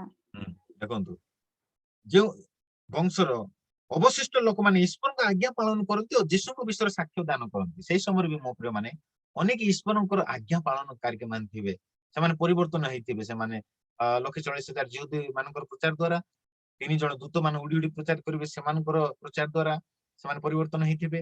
ପୁଣି 2 ସାକ୍ଷୀ ଦ୍ୱାରା ସେମାନେ ପରିବର୍ତ୍ତନ ହେଇଥିବେ। ସେମାନଙ୍କୁ ପଛରେ ଭଣ୍ଡ ଖ୍ରୀଷ୍ଟ ଘୋଡାଉଛି। ସେମାନେ ଈଶ୍ୱରଙ୍କ ଆଜ୍ଞା ପାଳନ କରନ୍ତି ଆଉ ଯୀଶୁଙ୍କ ବିଷୟରେ ସାକ୍ଷ୍ୟ ଦାନ କରନ୍ତି। ସେମାନଙ୍କ ସହିତ ଯୁଦ୍ଧ କରିବାକୁ ସେ ଚାଲି ଯାଉଛି ଏ ଭଣ୍ଡ ଖ୍ରୀଷ୍ଟ। ଦେଖନ୍ତୁ ମୋ ପ୍ରିୟ ମାନେ, ଆଉ ସେମାନଙ୍କୁ ବଧ ମଧ୍ୟ ସେ କରୁଛି, କାରଣ ତାକୁ ସେ କ୍ଷମତା ମିଳିଥାଉଛି। 13 ପର୍ବ 7 ପଦ ଟିକେ ପଢନ୍ତୁ। ପ୍ରକାଶିତ 13 ପର୍ବ 7 ପଦ। ସମସ୍ତ ସାଧୁଙ୍କ ସହିତ ଯୁଦ୍ଧ କରିବାକୁ ଓ ସେମାନଙ୍କ ଉପରେ ଜୟଲାଭ କରିବାକୁ ତାହାକୁ କ୍ଷମତା ଦତ୍ତ ହେଲା। ଆଉ ସମସ୍ତ ଗୋଷ୍ଠୀ, ବଂଶ, ଭାଷାବାଦୀ ଓ ଜାତି ଉପରେ ତାହାକୁ କ୍ଷମତା ଦିଆଗଲା। ଦେଖନ୍ତୁ ଏ ଭଣ୍ଡ ଖ୍ରୀଷ୍ଟ ସମସ୍ତଙ୍କ ଉପରେ କ୍ଷମତା ପାଇଯାଉଛି। ସେଇ ଯୋଉ 7 ବର୍ଷ କ୍ଲେଶର ଯୋଉ ସେକେଣ୍ଡ ହାଫ୍ ବା ଦ୍ୱିତୀୟ ଭାଗର ଯୋଉ 3 ବର୍ଷ 6 ମାସରେ ସେ କ୍ଷମତା ପାଇଯାଉଛି। ସବୁ ଜାତି ଉପରେ, ସବୁ ଗୋଷ୍ଠୀ ଉପରେ, ସବୁ ଭାଷାବାଦୀ ଉପରେ କର୍ତ୍ତୃତ୍ୱ କରିବା ପାଇଁ ସେ କ୍ଷମତା ପାଇଯାଉଛି। ଆଉ ଅନେକ ସାଧୁ, ସେଇ ସମୟରେ ଥିବା ଯୋଉ ସାଧୁ ମାନେ, ସେମାନଙ୍କୁ ଇଂଲିଶରେ କୁହାଯାଏ ଟ୍ରିବୁଲେସନ ସେଣ୍ଟସ, ଅର୍ଥାତ ମହାକ୍ଲେଶର ସମୟରେ ଥିବା ସାଧୁ ମାନଙ୍କୁ ବୁଝାଏ। ସେମାନେ ପରିବର୍ତ୍ତନ ହେଇଥିବେ ସେଇ ସମୟରେ। ତେବେ ସେମାନଙ୍କୁ ବଧ କରିବା ନିମନ୍ତେ, ସେମାନଙ୍କୁ କ୍ଲେଶ ଦେବା ନିମନ୍ତେ ସେ କ୍ଷମତା ପାଇଯାଉଛି ମୋ ପ୍ରିୟ ମାନେ। ତେବେ ଆମେ ଏବେ ଆଉ କେତେଟା ପଦ ଆମେ ଦେଖିବା। ଏଇ ପ୍ରକାଶିତ ବାକ୍ୟ ତାର 15 ପର୍ବ 2 ପଦ। ହେଲେ ମଧ୍ୟ ସେମାନେ ତାର ଚିହ୍ନକୁ ଗ୍ରହଣ କରୁନାହାନ୍ତି। ଆଉ ମୁଁ ଦେଖିଲି ଯେପରି ଅଗ୍ନି ମିଶ୍ରିତ ଗୋଟିଏ କାଚମୟ ସମୁଦ୍ର। ପୁଣି ଯେଉଁମାନେ ପଶୁ, ତାହାର ପ୍ରତିମା ଓ ତାହା ନାମର ସଂଖ୍ୟା ଉପରେ ବିଜୟୀ ହୋଇଅଛନ୍ତି ସେମାନେ ଈଶ୍ୱରଙ୍କ ବୀଣା ଧାରଣ କରି ସେହି କାଚମୟ ସମୁଦ୍ର ତୀରରେ ଦଣ୍ଡାୟମାନ ହୋଇଅଛନ୍ତି। ଦେଖନ୍ତୁ ଶିଷ୍ୟ ଯୋହନ ଦର୍ଶନ ଦେଖୁଛନ୍ତି। କଣ ଦର୍ଶନ? ଯେ ଯେଉଁମାନେ ସେ ପଶୁ ଆଉ ତାହାର ପ୍ରତିମା ଓ ତାହା ନିମନ୍ତେ ତାହା ନାମର ସଂଖ୍ୟା ଉପରେ ବିଜୟୀ ହୋଇଅଛନ୍ତି ସେମାନେ ଈଶ୍ୱରଙ୍କୁ ବୀଣା ଧାରଣ କରି ସେଇ କାଚମୟ ସମୁଦ୍ର ତୀରରେ ଦଣ୍ଡାୟମାନ ହୋଇଅଛନ୍ତି। ଅର୍ଥାତ ମୋ ପ୍ରିୟ ମାନେ, ଏମାନେ ସେ ଶୈତାନର ପ୍ରତିମାକୁ ପ୍ରଣାମ କରିନାହାନ୍ତି, ପଶୁର ଚିହ୍ନକୁ ନେଇନାହାନ୍ତି, ସେମାନଙ୍କ ସେ ପଶୁର ସଂଖ୍ୟା ଉପରେ ବିଜୟୀ ହୋଇଅଛନ୍ତି। ସେମାନେ ମରି ଯାଇଛନ୍ତି କିନ୍ତୁ ତାର ଚିହ୍ନ ଗ୍ରହଣ କରିନାହାନ୍ତି, ଆପଣ କପାଳରେ କି ହସ୍ତରେ ନେଇନାହାନ୍ତି। ଆଉ ସେମାନଙ୍କ ସ୍ୱର୍ଗରେ ବେଦୀ ତଳେ ଶିଷ୍ୟ ଯୋହନ ସେମାନଙ୍କୁ ଦେଖୁଛନ୍ତି। ଆଉ ଗୋଟେ ପଦ ପଢନ୍ତୁ, ସେ ପ୍ରକାଶିତ 20 ପର୍ବ 4 ପଦ ପଢନ୍ତୁ। Thank you Lord Jesus. Hallelujah. ପରେ ମୁଁ ସିଂହାସନ ସମୂହ ଦେଖିଲି, ସେହି ସବୁ ଉପରେ କେତେକ ବ୍ୟକ୍ତି ଉପବେଶନ କଲେ। ସେମାନଙ୍କୁ ବିଚାର କରିବାର କ୍ଷମତା ଦିଆଗଲା। ଆଉ ଯୀଶୁଙ୍କ ସାକ୍ଷ୍ୟ ଓ ଈଶ୍ୱରଙ୍କ ବାକ୍ୟ ନିମନ୍ତେ ଯେଉଁମାନଙ୍କର ମସ୍ତକ ଛେଦନ ହୋଇଥିଲା, ପୁଣି ଯେଉଁମାନେ ସେହି ପଶୁକୁ ବା ତାହାର ପ୍ରତିମାକୁ ପ୍ରଣାମ କରିନଥିଲେ ଓ ତାହାର ଚିହ୍ନ ଆପଣା ଆପଣା କପାଳରେ ଓ ହସ୍ତରେ ଧାରଣ କରିନଥିଲେ, ସେମାନଙ୍କର ଆତ୍ମାମାନଙ୍କୁ ଦେଖିଲି। ସେମାନେ ଜୀବିତ ହୋଇ ଖ୍ରୀଷ୍ଟଙ୍କ ସହିତ 1,000 ବର୍ଷ ପର୍ଯ୍ୟନ୍ତ ରାଜତ୍ୱ କଲେ। ତେବେ ଏଇମାନେ ସମସ୍ତେ ହଉଛନ୍ତି ସେ ମହାକ୍ଲେଶରେ ବଧ କରାଇ ଯାଇଥିବା ସାଧୁମାନେ ମୋ ପ୍ରିୟ ମାନେ, ଯେଉଁମାନେ କି ଯୀଶୁଙ୍କ ସାକ୍ଷ୍ୟ ଓ ଈଶ୍ୱରଙ୍କ ବାକ୍ୟ ନିମନ୍ତେ ଯେଉଁମାନଙ୍କ ମସ୍ତକ ଛେଦନ ହୋଇଥିଲା, ଏଇ ଭଣ୍ଡ ଖ୍ରୀଷ୍ଟ ସେମାନଙ୍କ ମସ୍ତକ ଛେଦନ କରିବ। ଈଶ୍ୱରଙ୍କ ବାକ୍ୟ ଆଉ ତାଙ୍କ ଯୀଶୁ ଖ୍ରୀଷ୍ଟଙ୍କ ସାକ୍ଷ୍ୟ ସକାଶେ ଯେଉଁମାନେ ସେ ପଶୁକୁ ତାହାର ପ୍ରତିମାକୁ ପ୍ରଣାମ କରିନଥିଲେ, ଦେଖନ୍ତୁ ମୋ ପ୍ରିୟମାନେ କେତେ ସ୍ପଷ୍ଟ ଭାବେ ଲେଖାଯାଏ, ସେଇ ସମୟରେ ପଶୁକୁ ପ୍ରଣାମ କରିବେ ନାହିଁ କି ତାର ଚିହ୍ନ ଗ୍ରହଣ କରିବେ ନାହିଁ ସେମାନେ, ଆଉ ତାର ଚିହ୍ନ ଆପଣା କପାଳରେ କି ହସ୍ତରେ ଧାରଣ କରିନଥିଲେ। ସେମାନଙ୍କର ଆତ୍ମା ମାନଙ୍କୁ ଦେଖିଲି ସେମାନେ ଜୀବିତ ହୋଇ ଖ୍ରୀଷ୍ଟଙ୍କ ସହିତ 1,000 ବର୍ଷ ପର୍ଯ୍ୟନ୍ତ ରାଜତ୍ୱ କଲେ। ତେବେ ଯୋଉମାନେ ମହାକ୍ଲେଶ ସମୟରେ ଯୀଶୁଙ୍କ ବାକ୍ୟ, ଈଶ୍ୱରଙ୍କ ବାକ୍ୟ ଯୀଶୁଙ୍କ ସାକ୍ଷ୍ୟ ନିମନ୍ତେ ଆପଣ ଜୀବନ ଦେବେ, ଯୋଉମାନେ ସେ ପଶୁର ପ୍ରତିମାକୁ ପ୍ରଣାମ କରିବେ ନାହିଁ, ପଶୁକୁ ପ୍ରଣାମ କରିବେ ନାହିଁ, ଯୋଉମାନେ ପଶୁର ଚିହ୍ନକୁ ଆପଣ କପାଳରେ କି ହସ୍ତରେ ନେବେ ନାହିଁ, ସେମାନେ ମୃତ୍ୟୁବରଣ କରିବେ। ସେମାନେ ମୃତ୍ୟୁବରଣ କରିବା ପାଇଁ ମଧ୍ୟ ସେମାନେ ପଛାଇବେ ନାହିଁ, ସେମାନେ ଯୀଶୁଙ୍କ ପାଇଁ ମରିଯିବେ। ଆଉ ଶେଷରେ ଲେଖାଯାଏ ସେମାନେ ଜୀବିତ ହେବେ ଆଉ ଖ୍ରୀଷ୍ଟଙ୍କ ସହିତ 1,000 ବର୍ଷ ପର୍ଯ୍ୟନ୍ତ ସେମାନେ ରାଜତ୍ୱ କରିବେ। ହାଲେଲୁୟା, ପ୍ରଭୁଙ୍କର ଗୌରବ ହେଉ। ତେବେ ମୋ ପ୍ରିୟମାନେ ଏଇପରି ଭାବେ ସେ ଖଣ୍ଡ ଖ୍ରୀଷ୍ଟ ଲୋକମାନଙ୍କୁ ବୋଧ କରିବ, ଆଉ ସେମାନଙ୍କୁ ବୋଧ କରିବ, ଆଉ ସେମାନେ ବୋଧ ହେଲା ଆଉତାରେ ସେମାନଙ୍କର ଆତ୍ମାକୁ ଶିଷ୍ୟ ଜହନ ବେଦୀ ତଳେ ଦେଖୁଛନ୍ତି ମୋ ପ୍ରିୟମାନେ। ତେବେ ଏଇ ଯୋଉ ବେଦୀ ତଳେ ଯୋଉ ଆତ୍ମା ମାନଙ୍କୁ ଶିଷ୍ୟ ଜହନ ଦେଖୁଛନ୍ତି, ଆଉ ସେଇ ଆତ୍ମା ମାନେ କଣ କହୁଛନ୍ତି? ସେମାନେ କହୁଛନ୍ତି ଯେ 10 ପଦରେ, 6 ପର୍ବ 10 ପଦରେ ସେମାନେ ଉଚ୍ଚ ସ୍ୱରରେ ଡାକ ପକାଇ କହୁଥିଲେ, ହେ ପବିତ୍ର ସତ୍ୟ ପ୍ରଭୁ, ଆଉ କେତେ କାଳ ତୁମେ ବିଚାର ନ କରି ପୃଥିବୀ ନିବାସୀ ମାନଙ୍କ ଠାରୁ ଆମ ମାନଙ୍କ ରକ୍ତର ପରିଶୋଧ ନ ନେବ? କେତେ କାଳ ଆଉ ତୁମେ ବିଚାର ନ କରି ରକ୍ତର ପରିଶୋଧ ନ ନେବ ବୋଲି ସେମାନେ ଡାକ ପକାଉଛନ୍ତି ମୋ ପ୍ରିୟ ମାନେ। ତେବେ ସେତେବେଳେ ପ୍ରଭୁ କହୁଛନ୍ତି, ସେଥିରେ ସେମାନଙ୍କର ପ୍ରତ୍ୟେକ ଜଣକୁ ଶୁକ୍ଳ ବସ୍ତ୍ର ହେଲା, ପୁଣି ସେମାନଙ୍କର ଯେଉଁ ସହଦାସ ଓ ଭ୍ରାତୃଗଣ ସେମାନଙ୍କ ଉପରେ ମଧ୍ୟ ବଦ୍ଧ କରାଯିବେ, ସେମାନଙ୍କ ସଂଖ୍ୟା ପୂର୍ଣ୍ଣ ନ ହେବା ଯାଏ ଆଉ କିଛି କାଳ ବିଶ୍ରାମ କରିବାକୁ ସେମାନଙ୍କୁ କୁହାଗଲା। ତେବେ ପ୍ରଭୁ ଯୀଶୁ ସେମାନଙ୍କୁ ଗୋଟେ ଶୁକ୍ଳ ବସ୍ତ୍ର ଦେଲେ, ଆଉ କହିଲେ ଯେ ଟିକେ ଧୈର୍ଯ୍ୟ ଧର, ଆଉ ଅନେକ ଭ୍ରାତା ମାନେ ମଧ୍ୟ ବଦ୍ଧ କରାଯିବେ, ଆଉ ସେମାନଙ୍କର ସଂଖ୍ୟା ଗୋଟେ ରହିଛି, ସେମାନଙ୍କ ସଂଖ୍ୟା ପୂର୍ଣ୍ଣ ନ ହେବା ଯାଏ କିଛି କାଳ ବିଶ୍ରାମ କରିବାକୁ ସେମାନଙ୍କୁ କୁହାଗଲା।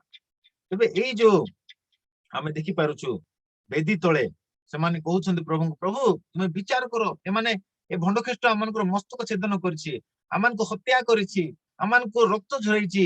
ଆଉ ଆମେ ଯଦି ଦେଖିବା ଯୀଶୁଙ୍କ ଠାରେ ଆରମ୍ଭ କରି ଯେତେ ସାଧୁ ମାନେ ଈଶ୍ୱରଙ୍କ ବାକ୍ୟ ଯୀଶୁ ଖ୍ରୀଷ୍ଟଙ୍କ ସାକ୍ଷ୍ୟ ନିମନ୍ତେ ମରିଛନ୍ତି, ଏଇ ସମସ୍ତେ ସେ ବେଦୀ ତଳେ ଠିଆ ହୋଇ ଏମାନେ କହୁଛନ୍ତି, ହେ ପ୍ରଭୁ ଆମର ରକ୍ତର ପରିଶୋଧ ତୁମେ ନିଅ, ତୁମେ ନ୍ୟାୟ ପରମେଶ୍ୱର, ତୁମେ ସତ୍ୟ ପ୍ରଭୁ, ତୁମେ ନ୍ୟାୟ ରୂପେ ବିଚାର କର ବୋଲି ସେମାନେ ଡାକ ପକାଉଛନ୍ତି। ଆଉ ଡାକ ପକାଇବା, ତେବେ ଏଇଠି କେଉଁମାନେ ଅଛନ୍ତି ମୁଁ ଟିକେ କହିବା ପାଇଁ ଚାହେଁ। ଯୀଶୁଙ୍କ ସମୟରୁ ଆରମ୍ଭ କରି ଯୋଉମାନେ ମରିଛନ୍ତି ଯୀଶୁଙ୍କ ନିମନ୍ତେ, ଏବେ ଯେପରି ପ୍ରଥମ ଯେ ବଳିଦାନ ହେଲେ ସେ କିଏ ଆମେ ଜାଣିଛୁ, ସ୍ତିଫାନ। ପ୍ରଥମେ ସେ ଯୀଶୁଙ୍କର ସାକ୍ଷ୍ୟ ଏବଂ ଈଶ୍ୱରଙ୍କ ବାକ୍ୟ ନିମନ୍ତେ ସେ ବଳିଦାନ ହେଲେ। ଆଉ ଆପଣ ପ୍ରେରିତ 7 ପର୍ବରେ ତାହା ପଢିପାରିବେ। ପ୍ରଥମ ମାର୍ଟିର ବୋଲି କୁହାଯାଏ ତାକୁ, ମାନେ ଯୀଶୁଙ୍କ ନିମନ୍ତେ ବଳିଦାନ ହେବା ବ୍ୟକ୍ତି ହଉଛନ୍ତି ପ୍ରଥମେ ସ୍ତିଫାନ ଠୁ ଆରମ୍ଭ କରି 2000 ବର୍ଷ ଆଜି ଗତ ହେଇଗଲାଣି। 2000 ବର୍ଷ ଭିତରେ ଯେତେ ଜଣ ଈଶ୍ୱରଙ୍କ ବାକ୍ୟ, ଈଶ୍ୱରଙ୍କ ସାକ୍ଷ୍ୟ ସକାଶେ ସେ ଜୀବନ ଦେଇଛନ୍ତି। ଏବେ ଯେମିତି ଉଦାହରଣ ପାଇଁ କହିବେ ଫୁଲବାଣୀରେ ଯିଏ ଆମର ଗ୍ରାମଷ୍ଟେନ୍ ଆଉ ତାଙ୍କ ପରିବାର ପ୍ରଭୁଙ୍କ ସକାଶେ ସେମାନେ ଜୀବନ ଦେଇଛନ୍ତି ସେବା କରି।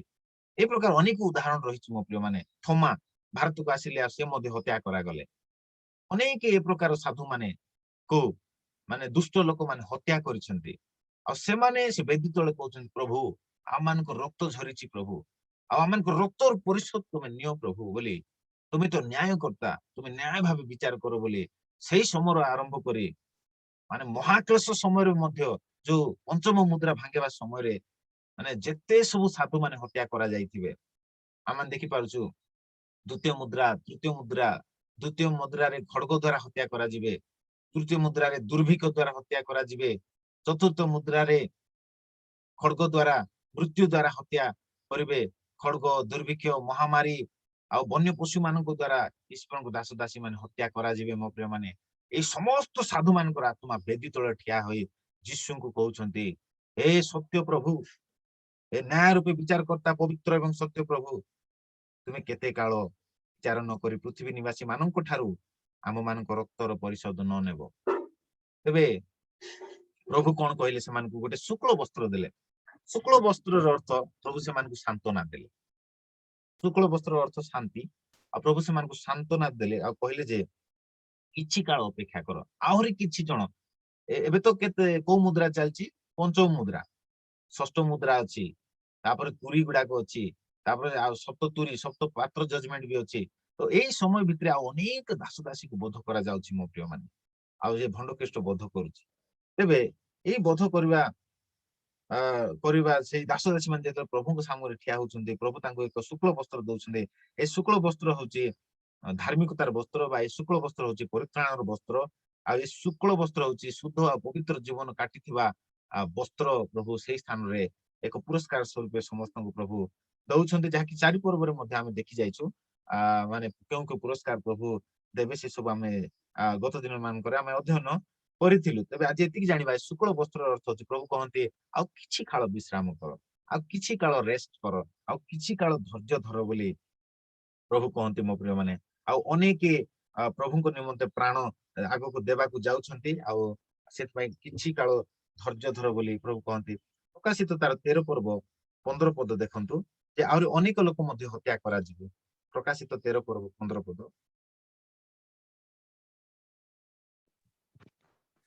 ପଶୁର ପ୍ରତିମା ଯେପରି କଥା କହିପାରେ ଓ ଯେତେ ଲୋକ ପଶୁର ସେହି ପ୍ରତିମାକୁ ପ୍ରଣାମ ନ କରନ୍ତି ସେମାନେ ଯେପରି ବଧ କରାଯିବେ, ଏଥିପାଇଁ ତାହାକୁ ସେହି ପଶୁର ପ୍ରତିମାକୁ ଜୀବନ ଦାନ କରିବାକୁ କ୍ଷମତା ଦିଆଗଲା।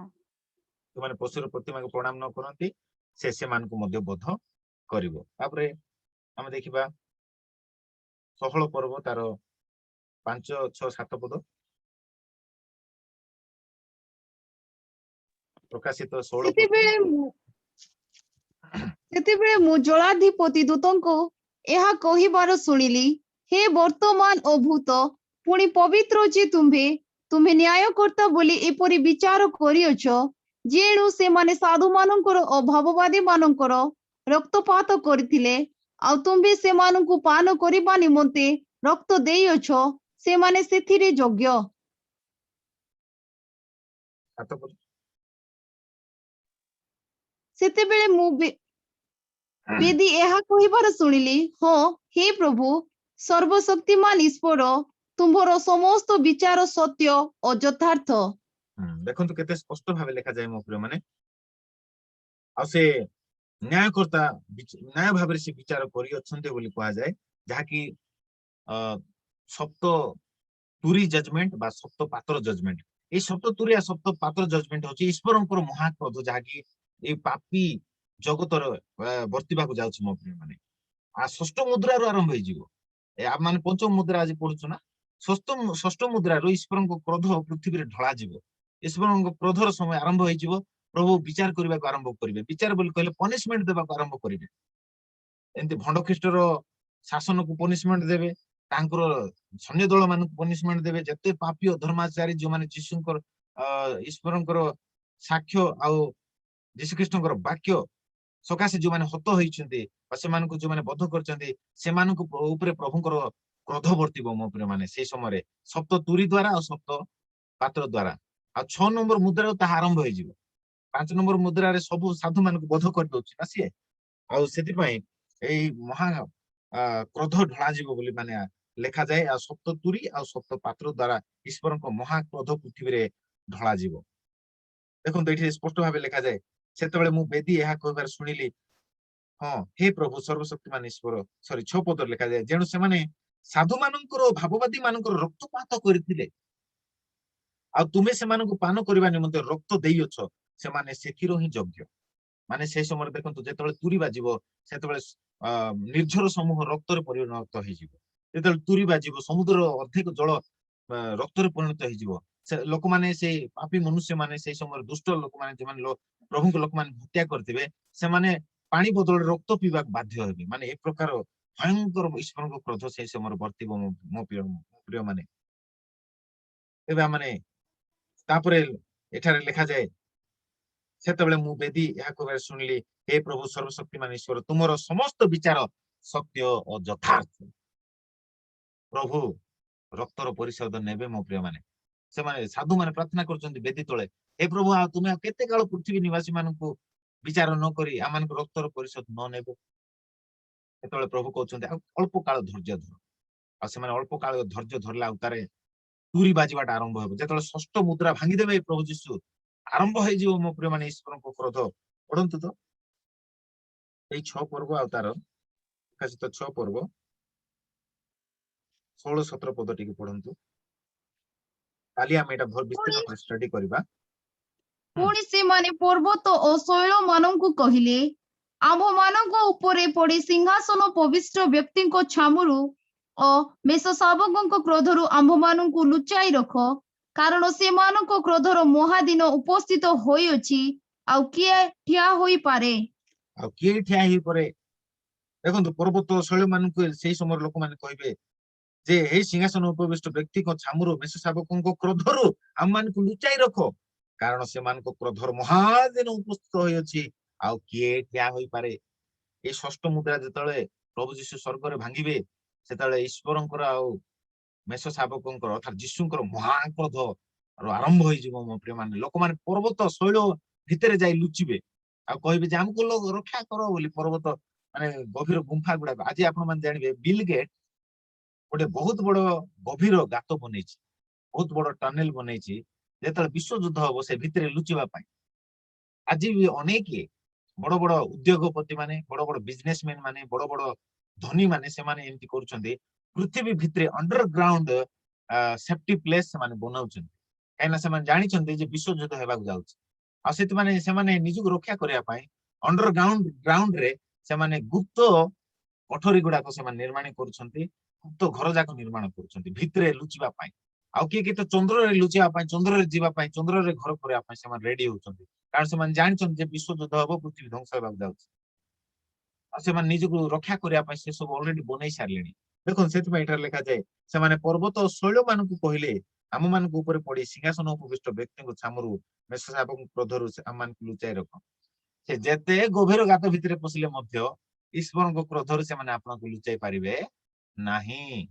ଯେତେବେଳେ ପୁରୀ ଜଜମେଣ୍ଟ ବିଷୟରେ ଆପଣ ମାନେ ଆମେ ଧ୍ୟାନ କରିବା, ଆପଣ ଆଶ୍ଚର୍ଯ୍ୟ ହେଇଯିବେ କି ଭୟଙ୍କର କ୍ରୋଧ ଈଶ୍ୱରଙ୍କର ବର୍ତ୍ତିବ ଏଇ ପାପୀ ଜଗତ ଉପରେ, ଆପଣ ଆଶ୍ଚର୍ଯ୍ୟ ହେଇଯିବେ। ଆମେ ସେଟା ପରେ ଦେଖିବା, କିନ୍ତୁ ପ୍ରଥମେ ଆମେ ଦେଖିବା ଯେ ଲୋକମାନଙ୍କୁ କି ପ୍ରକାର ସେ ଅବଶିଷ୍ଟ ଲୋକମାନଙ୍କୁ ମଧ୍ୟ ସେ ବଧ କରିବା କଥା ବା ସାଧୁମାନଙ୍କ ରକ୍ତପାତ କରିବା କଥା ଆମେ ଏବେ ଦେଖୁଛୁ। 16 ପର୍ବ ଆମେ ପଢିଗଲୁ 5-7 ପଦ, ଆମେ ଏବେ 17 ପର୍ବ ପଢିବା। 17 ପର୍ବ 5-6 ପଦ ପଢିବା। ତାହାର କପାଳରେ ଏହି ନିଗୁଡ ଭାବଯୁକ୍ତ ନାମ ଲିଖିତ ଥିଲା, ମହାନଗରୀ ବାବିଲ ବେଶ୍ୟାମାନଙ୍କର ଓ ପୃଥିବୀର ସମସ୍ତ ଘୃଣ୍ୟ ବିଷୟ ଜନନୀ। ମୁଁ ସେହି ସ୍ତ୍ରୀ ଲୋକକୁ ସାଧୁମାନଙ୍କ ଓ ଯୀଶୁଙ୍କ ସାକ୍ଷୀମାନଙ୍କ ରକ୍ତ ପାନରେ ମତ ହୋଇଥିବାର ଦେଖିଲି, ତାହାକୁ ଦେଖି ମୁଁ ଅତ୍ୟନ୍ତ ଆଶ୍ଚର୍ଯ୍ୟାନ୍ୱିତ ହେଲି। ଦେଖନ୍ତୁ ଏଠାରେ ଲେଖାଯାଏ ଏଇ ମହାନଗରୀ ବାବିଲ ବୋଲି କହିଲେ ଏଟା ହଉଛି ଗୋଟେ ସିମ୍ବଲ, ଆଉ ଏଟା ସମଗ୍ର ପୃଥିବୀକୁ ବୁଝାଏ। ସମଗ୍ର ପୃଥିବୀ ବେଶ୍ୟାମାନଙ୍କର ଓ ପୃଥିବୀର ସମସ୍ତ ଘୃଣ୍ୟ ବିଷୟରେ ଜନନୀ ହଉଛି ମହାନଗରୀ ବାବିଲ, ଆଉ ପୃଥିବୀର ସମସ୍ତ ଘୃଣ୍ୟ ବିଷୟରେ ଜନନୀ। ତ ସେଇ ସମୟରେ ମୁଁ କହିଥିଲି ଖଣ୍ଡଖ୍ରୀଷ୍ଟ ପାପକୁ ବୃଦ୍ଧି କରିବ, ଅଧର୍ମକୁ ବୃଦ୍ଧି କରିବ, ବ୍ୟଭିଚାର କରାଇବ ଲୋକମାନଙ୍କୁ, ଆଉ ଛକ ସ୍ଥାନ ମାନଙ୍କରେ ଓପେନଲି ଲୋକମାନେ ବ୍ୟଭିଚାର କରିବେ, ପାପ କରିବେ। ଆଉ 6 ପଦରେ ଲେଖାଯାଏ, ସେଇ ସ୍ତ୍ରୀ ଲୋକଙ୍କୁ ସାଧୁମାନଙ୍କ ଯୀଶୁଙ୍କ ସାକ୍ଷୀ ମାନଙ୍କ ରକ୍ତପାନରେ ମତ ହୋଇଥିବାର ଦେଖିଲି, ତାହାକୁ ଦେଖି ମୁଁ ଅତ୍ୟନ୍ତ ଆଶ୍ଚର୍ଯ୍ୟାନ୍ୱିତ ହେଲି। ଶିଷ୍ୟ ଯୋହନ ଆଶ୍ଚର୍ଯ୍ୟ ହେଇ ଯାଉଛନ୍ତି ଦେଖି ଏଇ ସମଗ୍ର ପୃଥିବୀର ଦୁଷ୍ଟ ଲୋକମାନେ ସାଧୁ ମାନଙ୍କୁ ପୁଣି ଯୀଶୁଙ୍କ ସାକ୍ଷୀ ମାନଙ୍କ ରକ୍ତପାନ ଅର୍ଥାତ୍ ସେମାନେ ରକ୍ତପାତ କରୁଅଛନ୍ତି। ସାଧୁମାନଙ୍କ ଛକ ସ୍ଥାନ ମାନଙ୍କର ସମର୍ପଣ କରୁଛନ୍ତି ବଦ୍ଧ କରିବା ପାଇଁ।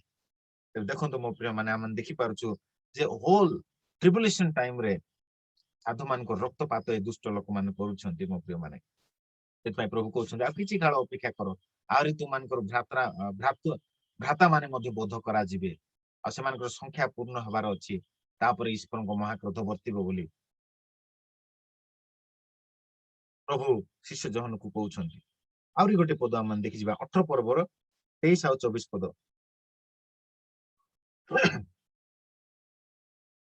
ପ୍ରକାଶିତ 18 ପର୍ବ 23-24 ପଦ। ପ୍ରଦୀପର ଆଲୋକ ତ ମଧ୍ୟରେ ଆଉ କେବେ ହିଁ ପ୍ରଚଳିତ ହେବ ନାହିଁ, ପୁଣି ବରକନ୍ୟାଙ୍କ ଶବ୍ଦ ତ ମଧ୍ୟରେ ଆଉ କେବେ ହିଁ ଶୁଣାଯିବ ନାହିଁ, କାରଣ ତୋହର ବଣିକ ମାନେ ପୃଥିବୀରେ ମହାନ ଥିଲେ, ଆଉ ତୋହର ମାୟାରେ ଜାତି ସମୂହ ଭ୍ରାନ୍ତ ହୋଇଥିଲେ। ପୁଣି ଭାବବାଦୀ ମାନଙ୍କର, ସାଧୁ ମାନଙ୍କର ଓ ପୃଥିବୀରେ ହୋତ ହୋଇଥିବା ସମସ୍ତଙ୍କର ରକ୍ତ ତାହା ମଧ୍ୟରେ ଦେଖାଯାଇଥିଲା। ହୁଁ। ସମଗ୍ର ପୃଥିବୀକୁ ବୁଝାଏ ମୋ ପ୍ରିୟ ମାନେ ସମଗ୍ର ପୃଥିବୀରେ ଭାବବାଦୀ ମାନଙ୍କର ସାଧୁ ମାନଙ୍କର ଓ ପୃଥିବୀରେ ହତ ହୋଇଥିବା ସମସ୍ତଙ୍କର ରକ୍ତ ତାହା ମଧ୍ୟରେ ଦେଖାଯାଇଥିଲା। କାହା ମଧ୍ୟରେ? ସମଗ୍ର ପୃଥିବୀ ମଧ୍ୟରେ ମୋ ପ୍ରିୟ ମାନେ। ତେବେ ସମଗ୍ର ପୃଥିବୀକୁ ପ୍ରଭୁ ଦଣ୍ଡ ଦେବାକୁ ଆସୁଅଛନ୍ତି ବା ମହାକ୍ରୋଧ ବର୍ତ୍ତିବାକୁ ଯାଉଛି, କାରଣ ସେମାନେ ସାଧୁ ମାନଙ୍କର ରକ୍ତପାତ କରିଅଛନ୍ତି। ସେମାନେ ସେ ଭଣ୍ଡ ଖ୍ରୀଷ୍ଟ ସହିତ ମିଶିବେ, ଆଉ ଭଣ୍ଡ ଖ୍ରୀଷ୍ଟର ସୈନ୍ୟମାନେ, ଭଣ୍ଡ ଖ୍ରୀଷ୍ଟର ଦଳ ବା ଭଣ୍ଡ ଖ୍ରୀଷ୍ଟର ଲୋକମାନେ ଯୋଉମାନେ ସେଇ ସମୟରେ ପ୍ରତିମାକୁ ପ୍ରଣାମ କରିବେ, ପଶୁର ପ୍ରତିମାକୁ ପ୍ରଣାମ କରିବେ, ପଶୁକୁ ପ୍ରଣାମ କରିବେ, ପଶୁର ଚିହ୍ନ ଆପଣ କପାଳରେ କି ଦକ୍ଷିଣ ହସ୍ତରେ ନେବେ, ସେମାନେ ସେଇ ସମୟରେ ସାଧୁ ମାନଙ୍କର ରକ୍ତପାତ କରିବେ, ସାଧୁ ମାନଙ୍କୁ ଛକ ସ୍ଥାନ ମାନଙ୍କର ସମର୍ପଣ କରିବେ ବଧ କରିବା ପାଇଁ, ସାଧୁ ମାନଙ୍କୁ ବଧ କରିବେ। ଏ ପ୍ରକାର ରକ୍ତପାତ ସମଗ୍ର ପୃଥିବୀରେ ଦେଖାଗଲା ବୋଲି ଶିଷ୍ୟ ଜଣ କହୁଛନ୍ତି। ଆଉ ସେଥିପାଇଁ ସେମାନଙ୍କ ଉପରେ ଏ ଦୁଷ୍ଟ ପାପୀ ଜଗତ ଉପରେ ପରମେଶ୍ୱରଙ୍କର ମହାକ୍ରୋଧ ବର୍ତ୍ତିବାକୁ ଯାଉଛି ମୋ ପ୍ରିୟ ମାନେ। ଆଉ ଯାହାକି ଷଷ୍ଠ ମୁଦ୍ରାରୁ ଆରମ୍ଭ ହେଇଯିବ। ଆଉ କାଲିକୁ ଆମେ ଷଷ୍ଠ ମୁଦ୍ରା ଆମେ ଧ୍ୟାନ କରିବା। ତେବେ ଆମମାନଙ୍କର ମେସେଜ ଏବେ ସମାପ୍ତ ହୋଇ ଆସୁଅଛି। ଆଉ ଗୋଟେ 10 ମିନିଟ ରହିଲା, ଆପଣ ମାନେ ଧୈର୍ଯ୍ୟ ଧରି ମୋ ସହିତ ରୁହନ୍ତୁ। ଆଉ କମ୍ପ୍ଲିଟ ହେଇଗଲାଣି। Thank you Jesus, hallelujah. ମୋ ପ୍ରିୟ ମାନେ ସେଇ ସମୟରେ ଏ ପ୍ରକାର ମହାକ୍ଲେଶ ହେବ। ଭଣ୍ଡ ଖ୍ରୀଷ୍ଟ ଏ ପ୍ରକାର ଭାବେ ଲୋକମାନଙ୍କୁ ସ୍ଥାନେ ସ୍ଥାନେ ବଧ କରିବ, ବହୁତ ଦୁର୍ଦାନ୍ତ ଭାବେ ବଧ କରିବ ମୋ ପ୍ରିୟ ମାନେ, ବହୁତ ଦୁର୍ଦାନ୍ତ, ବହୁତ ମାନେ ନୃଶଂସ ଭାବେ। ତା ମାନେ ତା ନାଁ ହଉଛି ମାନେ ପଶୁ ପରା, ତା ନାଁ ପଶୁ। ଆଉ ଦେଖ ଏବେ ସିଂହ ଗୋଟେ ପଶୁ, ସିଂହ କି ପ୍ରକାର ବିଦୀର୍ଣ୍ଣ କରିବ ଆପଣ ମାନେ ଜାଣିଛନ୍ତି? ତାର ନଖ ଦ୍ଵାରା ସେ ବିଦୀର୍ଣ୍ଣ କରିବ। ଆଉ ସେ ହଉଛି ଗୋଟେ ପଶୁ। ଆଉ ସାଧୁ ମାନଙ୍କୁ ଏ ପ୍ରକାର ଭାବେ ନୃଶଂସ ଭାବେ ସେ ହତ୍ୟା କରିବ। ଗୋଟେ ପଦ ପଢନ୍ତୁ, ଏପ୍ରି ତାର 11 ପର୍ବ 37 ପଦ।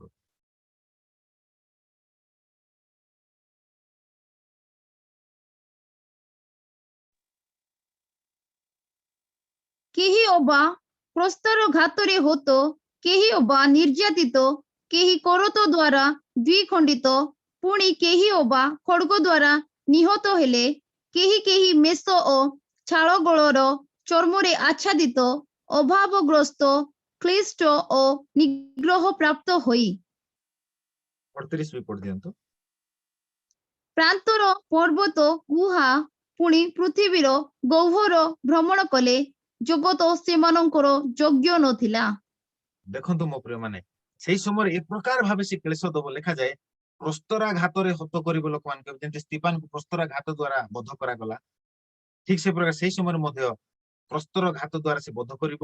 ନିର୍ଯାତିତ, କେହି କରତ ଦ୍ଵାରା ଦ୍ୱିଖଣ୍ଡିତ।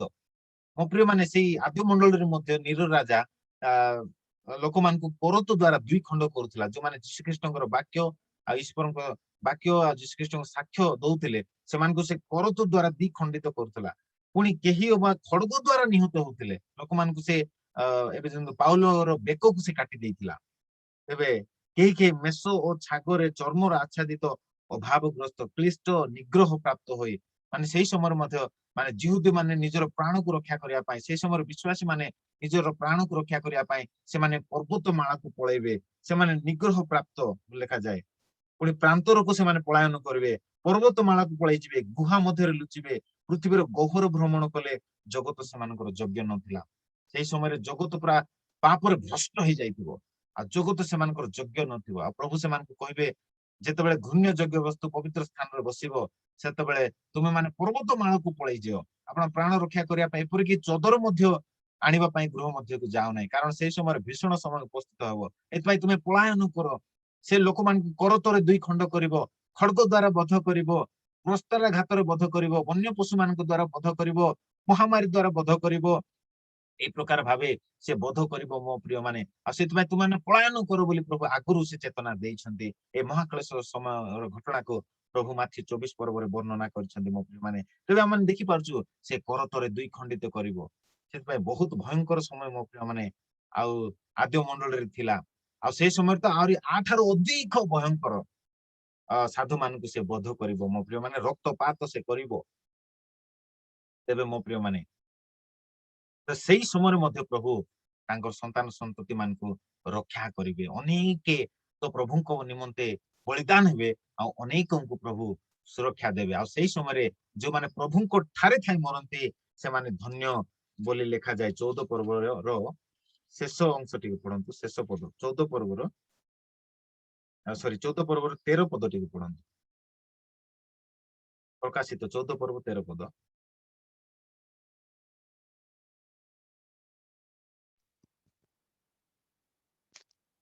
Thank you, Lord. ପୁଣି ମୁଁ ସ୍ୱର୍ଗରୁ ଏହି ବାଣୀ ଶୁଣିଲି, ଲେଖ, ଯୋଉମାନେ ଏଣିକି ପ୍ରଭୁଙ୍କ ଠାରେ ଥାଇ ମରନ୍ତି ସେମାନେ ଧନ୍ୟ। ହଁ, ଆତ୍ମା କହୁଅଛନ୍ତି ସେମାନେ ଆପଣା ଆପଣା ପରିଶ୍ରମରୁ ବିଶ୍ରାମ ପ୍ରାପ୍ତ ହେବେ, କାରଣ ସେମାନଙ୍କ କର୍ମ ସେମାନଙ୍କର ଅନୁବର୍ତ୍ତୀ ହେବ। ସେଇ ସମୟରେ ଯୋଉମାନେ ପ୍ରଭୁଙ୍କ ଠାରେ ଥାଇ ମରନ୍ତି ସେମାନେ ଧନ୍ୟ। ହଁ, ଆତ୍ମା କହନ୍ତି ସେମାନେ ଆପଣା ଆପଣା ପରିଶ୍ରମରୁ ବିଶ୍ରାମ ପ୍ରାପ୍ତ ହେବେ। ତେବେ ମୋ ପ୍ରିୟ ମାନେ ସେଇ ସମୟରେ ଯୋଉମାନେ ପ୍ରଭୁଙ୍କ ନିମନ୍ତେ ପ୍ରଭୁଙ୍କ ଠାଇ ମରିବେ, ଆମେ ଜାଣିଛୁ ଯେ ପ୍ରଭୁଙ୍କ ନିମନ୍ତେ ମରିବା ହଉଛି ଭାଗ୍ୟବାନର ବିଷୟ। ବହୁତ ଜଣ ତାହା ଜାଣନ୍ତି ନାହିଁ। ମାନେ କହିଲେ ଭାଗ୍ୟରେ ଥିଲେ ପୁଣି ପ୍ରଭୁଙ୍କ ପାଇଁ ମରି ହେବ, ପୁଣି ଭାଗ୍ୟରେ ନଥିଲେ ମରି ବି ହବ ନାହିଁ। ଅର୍ଥାତ୍ ପ୍ରଭୁ ଯଦି ନିର୍ଦ୍ଧାରିତ କରୁଛନ୍ତି ତାଙ୍କ ପାଇଁ ଜୀବନ ଦେବା ପାଇଁ, ମରିବା ପାଇଁ। ଏବେ ପାଉଲଙ୍କୁ ଯେତେବେଳେ ପ୍ରଭୁ ମନୋନୀତ କଲେ, ଆଉ ସେ ହନନୀୟକୁ ଗୋଟେ କଥା କହିଲେ, ଆମେ ତାକୁ ମନୋନୀତ କରିଛୁ ଅନେକ ଜାତି ଅନେକ ଗୋଷ୍ଠୀ ଦ୍ଵାରା, ଆଉ ସେ ଅନେକ ନିନ୍ଦା ଆମ ପାଇଁ ସେ କେତେ କ୍ଲେଶ ଭୋଗ କରିବ ଆମେ ତା ପାଇଁ ନିର୍ଦ୍ଧାରିତ କରିଛୁ, କିନ୍ତୁ ସେ ବଧ କରାଯିବେ ଆଉ ସେ ବିଶ୍ରାମରେ ପ୍ରବେଶ କରିବେ ବୋଲି ଏ ପ୍ରକାର ପାଉଲଙ୍କ ବିଷୟରେ ପ୍ରଭୁ କହିଥିଲେ। ଠିକ ସେଇ ପ୍ରକାର ମୋ ପ୍ରିୟ ମାନେ ସେଇ ସମୟରେ ମଧ୍ୟ ଅନେକ ପାଉଲଙ୍କ ଅନେକ ପ୍ରଭୁଙ୍କ ନିମନ୍ତେ ବଧ କରାଯିବେ, ମୃତ୍ୟୁ ଭୋଗ କରିବେ, କିନ୍ତୁ ଆଉ ଅନେକଙ୍କୁ ପ୍ରଭୁ ସୁରକ୍ଷା ଦେବେ। ଅନେକ ସେ ସମୟରେ ଜିହୁଦୀ ମାନେ ଏପରି ବିଜାତି ମାନେ ଯୋଉମାନେ ପ୍ରଭୁଙ୍କ ବାକ୍ୟ ବିଶ୍ୱାସ କରିଥିବେ, ସେମାନଙ୍କୁ ଯୋଉମାନେ ଶୈତାନର ଚିହ୍ନକୁ ନିଜ ହସ୍ତରେ ଗ୍ରହଣ କରିନଥିବେ, ସେମାନଙ୍କୁ ମଧ୍ୟ ପ୍ରଭୁ ସେଇ ସମୟରେ ସୁରକ୍ଷା ଦେବେ। ଆପଣ ମାନେ 12 ପର୍ବରେ ପଢିପାରିବେ, ପ୍ରକାଶିତ 12 ପର୍ବରେ ଘରେ ପରେ ପଢନ୍ତୁ। ଆଉ ସେଇ ଯୋଉ ସ୍ତ୍ରୀକୁ ପ୍ରଭୁ ସୁରକ୍ଷା ଦଉଛନ୍ତି, ସେ ସ୍ତ୍ରୀ ହଉଛି ଜିହୁଦୀ ମାନଙ୍କୁ ବୁଝାଏ ବା ଇସ୍ରାଏଲକୁ ବୁଝାଏ। ପ୍ରଭୁ 3 ବର୍ଷ 6 ମାସ ପର୍ଯ୍ୟନ୍ତ ସେ ସ୍ତ୍ରୀକୁ ଅର୍ଥାତ୍ ସେ ଜିହୁଦୀ ମାନଙ୍କୁ ପ୍ରଭୁ ସୁରକ୍ଷା ଦଉଛନ୍ତି, ଆଉ ଅନେକ ଇସ୍ରାଏଲ ମାନଙ୍କୁ ପ୍ରଭୁ ସୁରକ୍ଷା ଦେବେ, ପ୍ରାନ୍ତରରେ ସୁରକ୍ଷା ଦେବେ ବୋଲି ଲେଖାଯାଏ। 12 ପର୍ବ ଆପଣ ପରେ ଧ୍ୟାନ କରନ୍ତୁ। ଆଉ ସେମାନେ ଯୀଶୁଙ୍କର ପ୍ରକାଶ ଆଗମନ ପର୍ଯ୍ୟନ୍ତ ସେମାନେ ଜୀବିତ ଅବସ୍ଥାରେ ରହିବେ, ଆଉ ସେମାନେ 1000 ବର୍ଷ ଶାସନରେ ଏହି ଦେହରେ ପ୍ରବେଶ କରିବେ ସେମାନେ। ହାଲେଲୁୟା, ପ୍ରଭୁଙ୍କର ଗୌରବ ହେଉ। ତାହା ଆମେ ଆଗାମୀ ଦିନ ମାନଙ୍କରେ ଆମେ ଷ୍ଟଡି କରିବା। ତେବେ ଲାଷ୍ଟ ଶେଷ ବାକ୍ୟ ପଢି ଆମେ ସମାପ୍ତ କରିବା। ତେବେ ଏଇ ମହାକ୍ଲେଶ ସମୟରେ ମଧ୍ୟ ପରମେଶ୍ୱର ଲୋକମାନଙ୍କୁ ରକ୍ଷା କରିବେ, ମୋ ପ୍ରିୟ ମାନେ ଉଦ୍ଧାର କରିବେ। ସେଇ ସମୟରେ ମଧ୍ୟ ମାନେ ପ୍ରଭୁ ଆମମାନଙ୍କ ପ୍ରଭୁ ଏତେ ପ୍ରେମମୟ, ସେ ନ୍ୟାୟବାନ ମଧ୍ୟ ଅଟନ୍ତି, ଆଉ ତାହା ସେ ଦୟାଳୁ ପରମେଶ୍ୱର ମଧ୍ୟ ଅଟନ୍ତି। ହେଲେ ବହୁତ ଜଣ ମାନେ କଣ କହନ୍ତି ଯେ ରେପ୍ଚର ହେଇଗଲା ପରେ ଆଉ ବିଜାତି ମାନଙ୍କ ପାଇଁ ସମୟ ନାହିଁ, ବିଜାତି ମାନେ ଆଉ ଉଦ୍ଧାର ପାଇପାରିବେ ନାହିଁ ବୋଲି ଅନେକ କହନ୍ତି।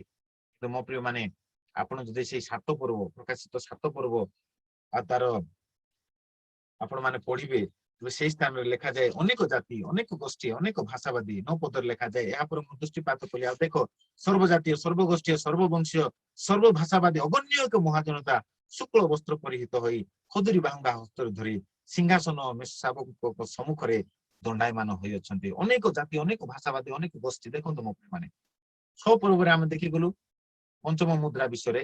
7 ପର୍ବ ହଉଛି ତାର ଏକ୍ସପ୍ଲାନେସନ ଚାପ୍ଟର ବା ବର୍ଣ୍ଣନାତ୍ମକ ଚାପ୍ଟର।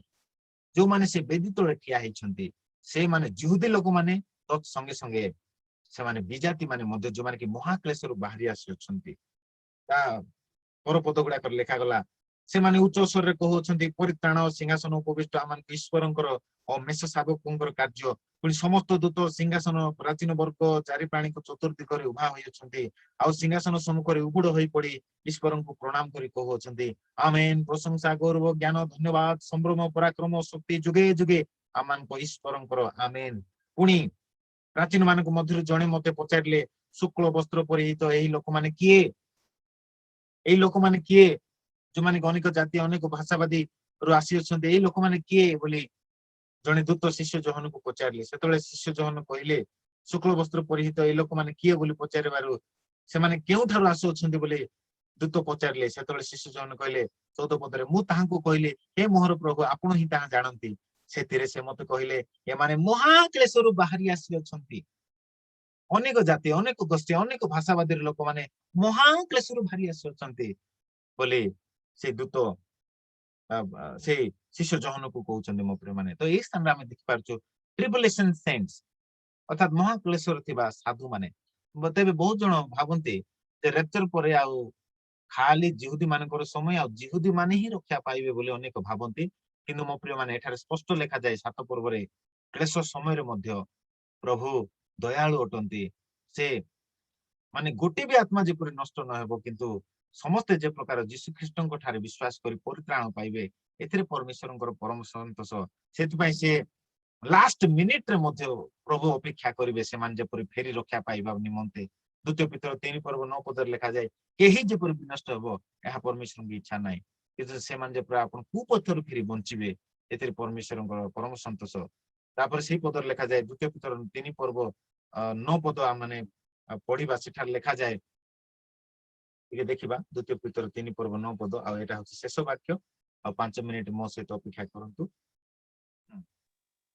ଦ୍ୱିତୀୟ ପତ୍ର 3 ବିଳମ୍ବ पर्व 9 ବୋଲି ଯେପରି କେତେକ ଭାବନ୍ତି ପ୍ରଭୁ ଆପଣା ପ୍ରତିଜ୍ଞା ବିଷୟରେ ସେପରି ବିଳମ୍ବ କରନ୍ତି ନାହିଁ କିନ୍ତୁ ଯେପରି କେହି ବିନଷ୍ଟ ନ ହୁଅନ୍ତି ବରଂ ସମସ୍ତେ ମନ ପରିବର୍ତ୍ତନ କରନ୍ତି ଏହା ଇଚ୍ଛା କରି ସେ ତୁମ୍ଭମାନଙ୍କ ପ୍ରତି ଦୀର୍ଘ ସହିଷ୍ଣୁ ଅଟନ୍ତି ହାଲେଲୁୟା କେତେ ସ୍ପଷ୍ଟ ଭାବେ ଲେଖା ଯାଏ ଆମ ପ୍ରିୟ ମାନେ ବିଳମ୍ବ ବୋଲି କେତେକ ମନେ କରନ୍ତି କେତେକ ଭାବନ୍ତି ପ୍ରଭୁ ଆପଣା ପ୍ରତିଜ୍ଞା ବିଷୟରେ ସେପରି ବିଳମ୍ବ କରନ୍ତି ନାହିଁ କିନ୍ତୁ ଯେପରି କେହି ବିନଷ୍ଟ ନ ହୁଅନ୍ତି ବରଂ ସମସ୍ତେ ମନ ପରିବର୍ତ୍ତନ କରନ୍ତି ଏହା ଇଚ୍ଛା କରି ସେ ତୁମମାନଙ୍କ ପ୍ରତି ଦୀର୍ଘ ସହିଷ୍ଣୁ ଅଟନ୍ତି ମୋ ପ୍ରିୟ ମାନେ our God is a such a loving God ଏତେ ପାପରେ ଥିବା ମନୁଷ୍ୟ ମାନଙ୍କ ପାଇଁ ମଧ୍ୟ ସେ ଦୀର୍ଘ ସହିଷ୍ଣୁ ହେଇ ଅପେକ୍ଷା କରୁଛନ୍ତି ମୋ ପ୍ରିୟ ମାନେ ପାପୀ ମାନଙ୍କୁ ସେ ପୁରା ସାଙ୍ଗେ ସାଙ୍ଗେ ସେ ଦଣ୍ଡ ଦେଉନାହାନ୍ତି ସେ ଅପେକ୍ଷା କରୁଛନ୍ତି ମୋ ସନ୍ତାନ କେବେ ହେଲେ ଗୋଟେ ଆସିବ ତ ମୋ ପ୍ରିୟ ମାନେ ଗୋଟେ ବିଷୟ ଧ୍ୟାନରେ ଶୁଣନ୍ତୁ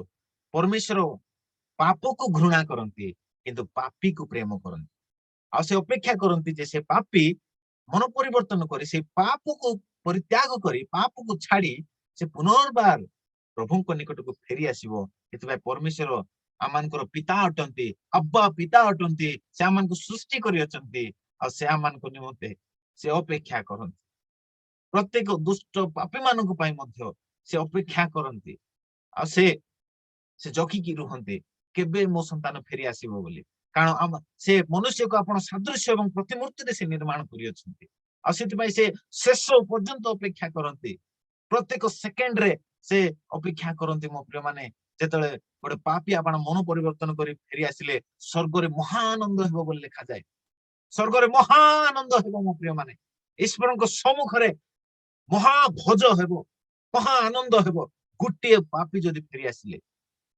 ए प्रकार प्रेमिक पिता मानकर अटंती किंतु अनेक भावंती जामान को प्रभु खाली दंड ही देवे बोली भावंती मो प्रिय माने सत कथा आमानकर प्रभु न्यायकर्ता अटंती से न्याय मध्य करंती तत् संगे संगे से दीर्घ सहिष्णु अटंती लोक मान जे प्रकार फेरी रक्षा पाइबे एथि पई से महाक्लेश समय मध्य से देखंतु तीन जण दूत को से पठाउचंती उडी उडी प्रचार करिवे दुई जण साक्षी मान को पठाउचंती से माने प्रचार करिवे एवं शेषरे भंड ख्रीष्ट द्वारा से माने मध्य बध हेबे बध करा जिवे पुणी 1,40,000 जिहुदी मान को मध्य परमेश्वर पठाउचंती जेपरि केही मध्य विनष्ट न हेबे गोटे हेले आत्मा उद्धार पाइबे बोली सेही समय क्लेश समय मध्य प्रभु उद्धार कार्य को साधन करछंती मो प्रिय माने ए प्रकार प्रेम को पिता मान कर अटंती तेबे केते अधिक आमे तांको प्रशंसा करिबा कथा केते अधिक आमे अन्य मानक निमंते प्रार्थना करिबा दरकार जेपरि से माने मध्य फेरी आसीबे रक्षा प्राप्त हेबे अन्य को बाइबल लिखा जाय जिहुदा तार 1 पर्व 22 पदरे जे सेमानको प्रति तुमे दया करो सेमानको पई तुमे प्रार्थना करो आ सेमानको तुमे अग्नि रु काढिला परि काढो बोली प्रभु मानको दायित्व देई अछन्ते मो प्रिय माने सेत आज डेट रे आमने लोक मानकर उद्धार कार्य रे आमने लागि जिबा आत्मा लाभ करिबा पई आमे लागि जिबा लोक मानको जिसुको प्रेम विषय कहिबा सेमान जे प्रकार ए महाक्लेशर सम्मुखीन न हेबे सेमान जे प्रकार महाक्लेश पूर्व रक्षा पाई जिबे एथि पई आमे सुसमाचार प्रचार करिबा निहाती आवश्यक रहिछि मो प्रिय माने हालेलुया प्रभु चाहंती से माने फेरी आसीबे रक्षा पाइबे या प्रभुଙ୍କର इच्छा अटे रेचर पूर्व आमे पारु पर्यंत आमे प्रभुଙ୍କର वाक्य प्रचार करिबा से पई बाइबल लिखा जाय समय रे हो कि असमय रे हो वाक्य प्रचार करो सुसमाचार घोषणा करो अनेक को यीशु ख्रीष्टଙ୍କ प्रेम विषय प्रचार करो जे प्रकार से माने फेरी आसीबे एवं उद्धार पाइबे आ गोटे भी आत्मा लाभ हेबो तेबे स्वर्ग रे महा आनंद हेबो मो प्रिय माने आ आपण स्वर्ग राज्य रे प्रचुर पुरस्कार अधिकारी हेई पारिबे प्रभुଙ୍କର धन्यवाद हो तेबे आज वाक्य अनुसार पंचम मुद्रा विषय आम अध्ययन करूँ प्रभु आपण मानू आम समस्त प्रचुर आशीर्वाद करंतु जो मान जड़ित होते प्रभु आप प्रचुर आशीर्वाद करंतु आसतु आम काली को आम षष्ठ मुद्रा आम अध्ययन करवा आपण माने समस्त जगत दिंतु प्रचुर आशीर्वाद पाउंतु आ ई वाक्य जदि आपनको भल लागिला मो YouTube रे अपलोड करिवि आपनकर रिलेटिव सांग साथी मान को पठांतु से माने मध्य ईश्वरकर वाक्य आ जीसु ख्रीष्टଙ୍କ साक्ष्य निमंते बंचिबे शेष पर्यंत धैर्य धरिबे आ बंचिबे आ रैप्चर रे माने उठा जिबा सेति पय से मान को आपण ए वाक्य शेयर करंतु आ आपण निजे आशीर्वाद पांतु आ अन्यर आशीर्वाद रो कारण हंतु आसंता माने शेष प्रार्थना करि जिबा प्रभुଙ୍କର गौरव हो thank you Lord Jesus hallelujah आमाने शेष प्रार्थना करि विदाय नेबा जदि आमान को मध्यरे प्रभुଙ୍କ दास सुरेश भतरा आज्ञा दामनजोड़ी जड़ित होइछंती जदि से अछंती लाइन रे तेबे से अनम्यूट करिवे म्यूट काढिबे आ शेष प्रार्थना रे आमान को सहाय्य करिवे thank you Lord Jesus Suresh Bhatra आज्ञा फ्रॉम दामनजोड़ी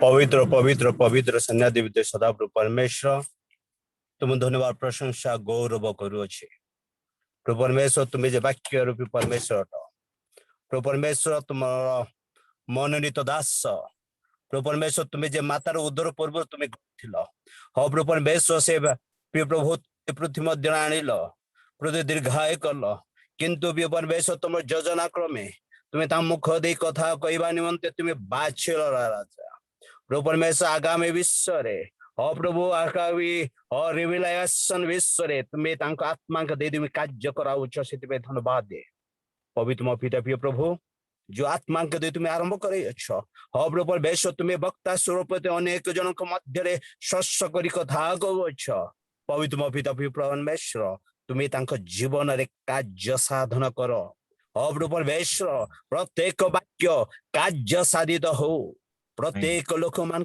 प्रत्येक श्रोता मान मध्य और वाक्य शक्तियुक्त कार्य साधित हो प्रभु परमेश्वर भय आगामी विश्व भयभीत है जीवन को सुधारिबा निमंते तुम पवित्र आत्मा शक्ति द्वारा तुम्हें आम साहाय्य करो बोले प्रार्थना करे प्रभु आज प्रभु परमेश्वर पंचम मुद्रा जे विश्व आज आम ज्ञात कराइल से वाक्य अनुसार आम जीवन को सुधारिक जीवन काटिबा तुम पवित्र आत्मा शक्ति आम मध्य कार्य साधन हो पिता पुत्र पवित्र आत्मा नाम रे आम मध्य कार्य साधन हवा आत्मा सदा सर्वदा अंकुरित हो प्रार्थना करे प्रभु परमेश्वर आज जे प्रिय प्रभु परमेश्वर आरंभ ठार शेष पर्यंत जे पर्यंत प्रभु परमेश्वर लागी रही अछंती आगामी दिन मध्य आपा प्रत्येक दिन मध्य लागी रही पारिबे एथिबाई मध्य तुम सहाय्य करो बोली प्रार्थना करे पवित्र मो पिता प्रभु परमेश्वर तुम्हें आरंभ कल और तुम्हें ए पर्यंत तुम्हें समर्थ कल धन्यवाद दिए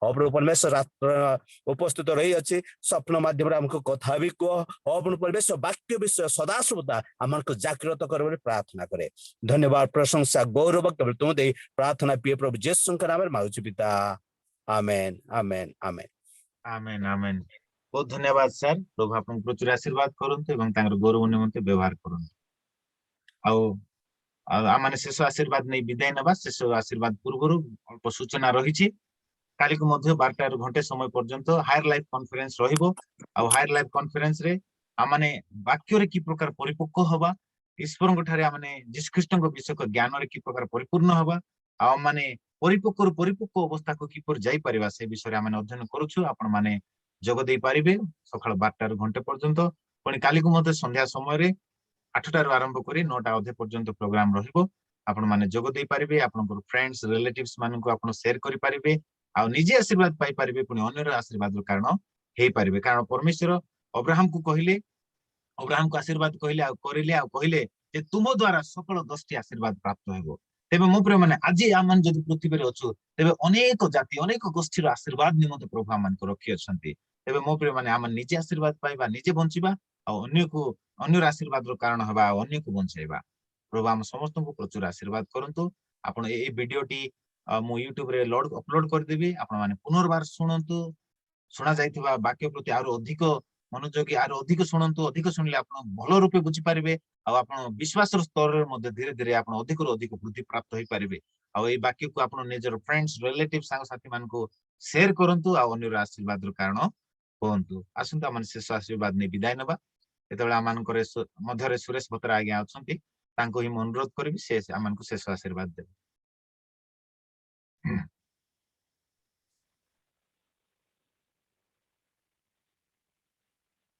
थैंक यू जी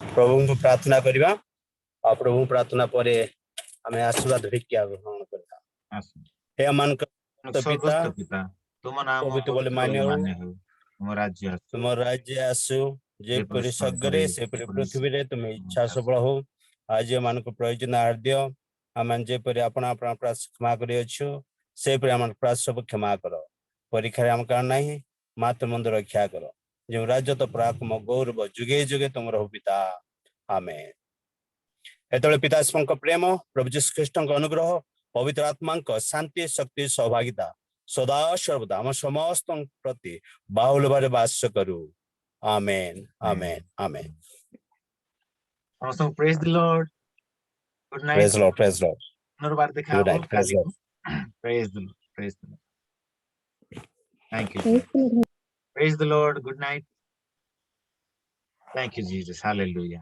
समस्त praise the Lord good night thank you Jesus जड़ित हेतु धन्यवाद समस्त praise the Lord good night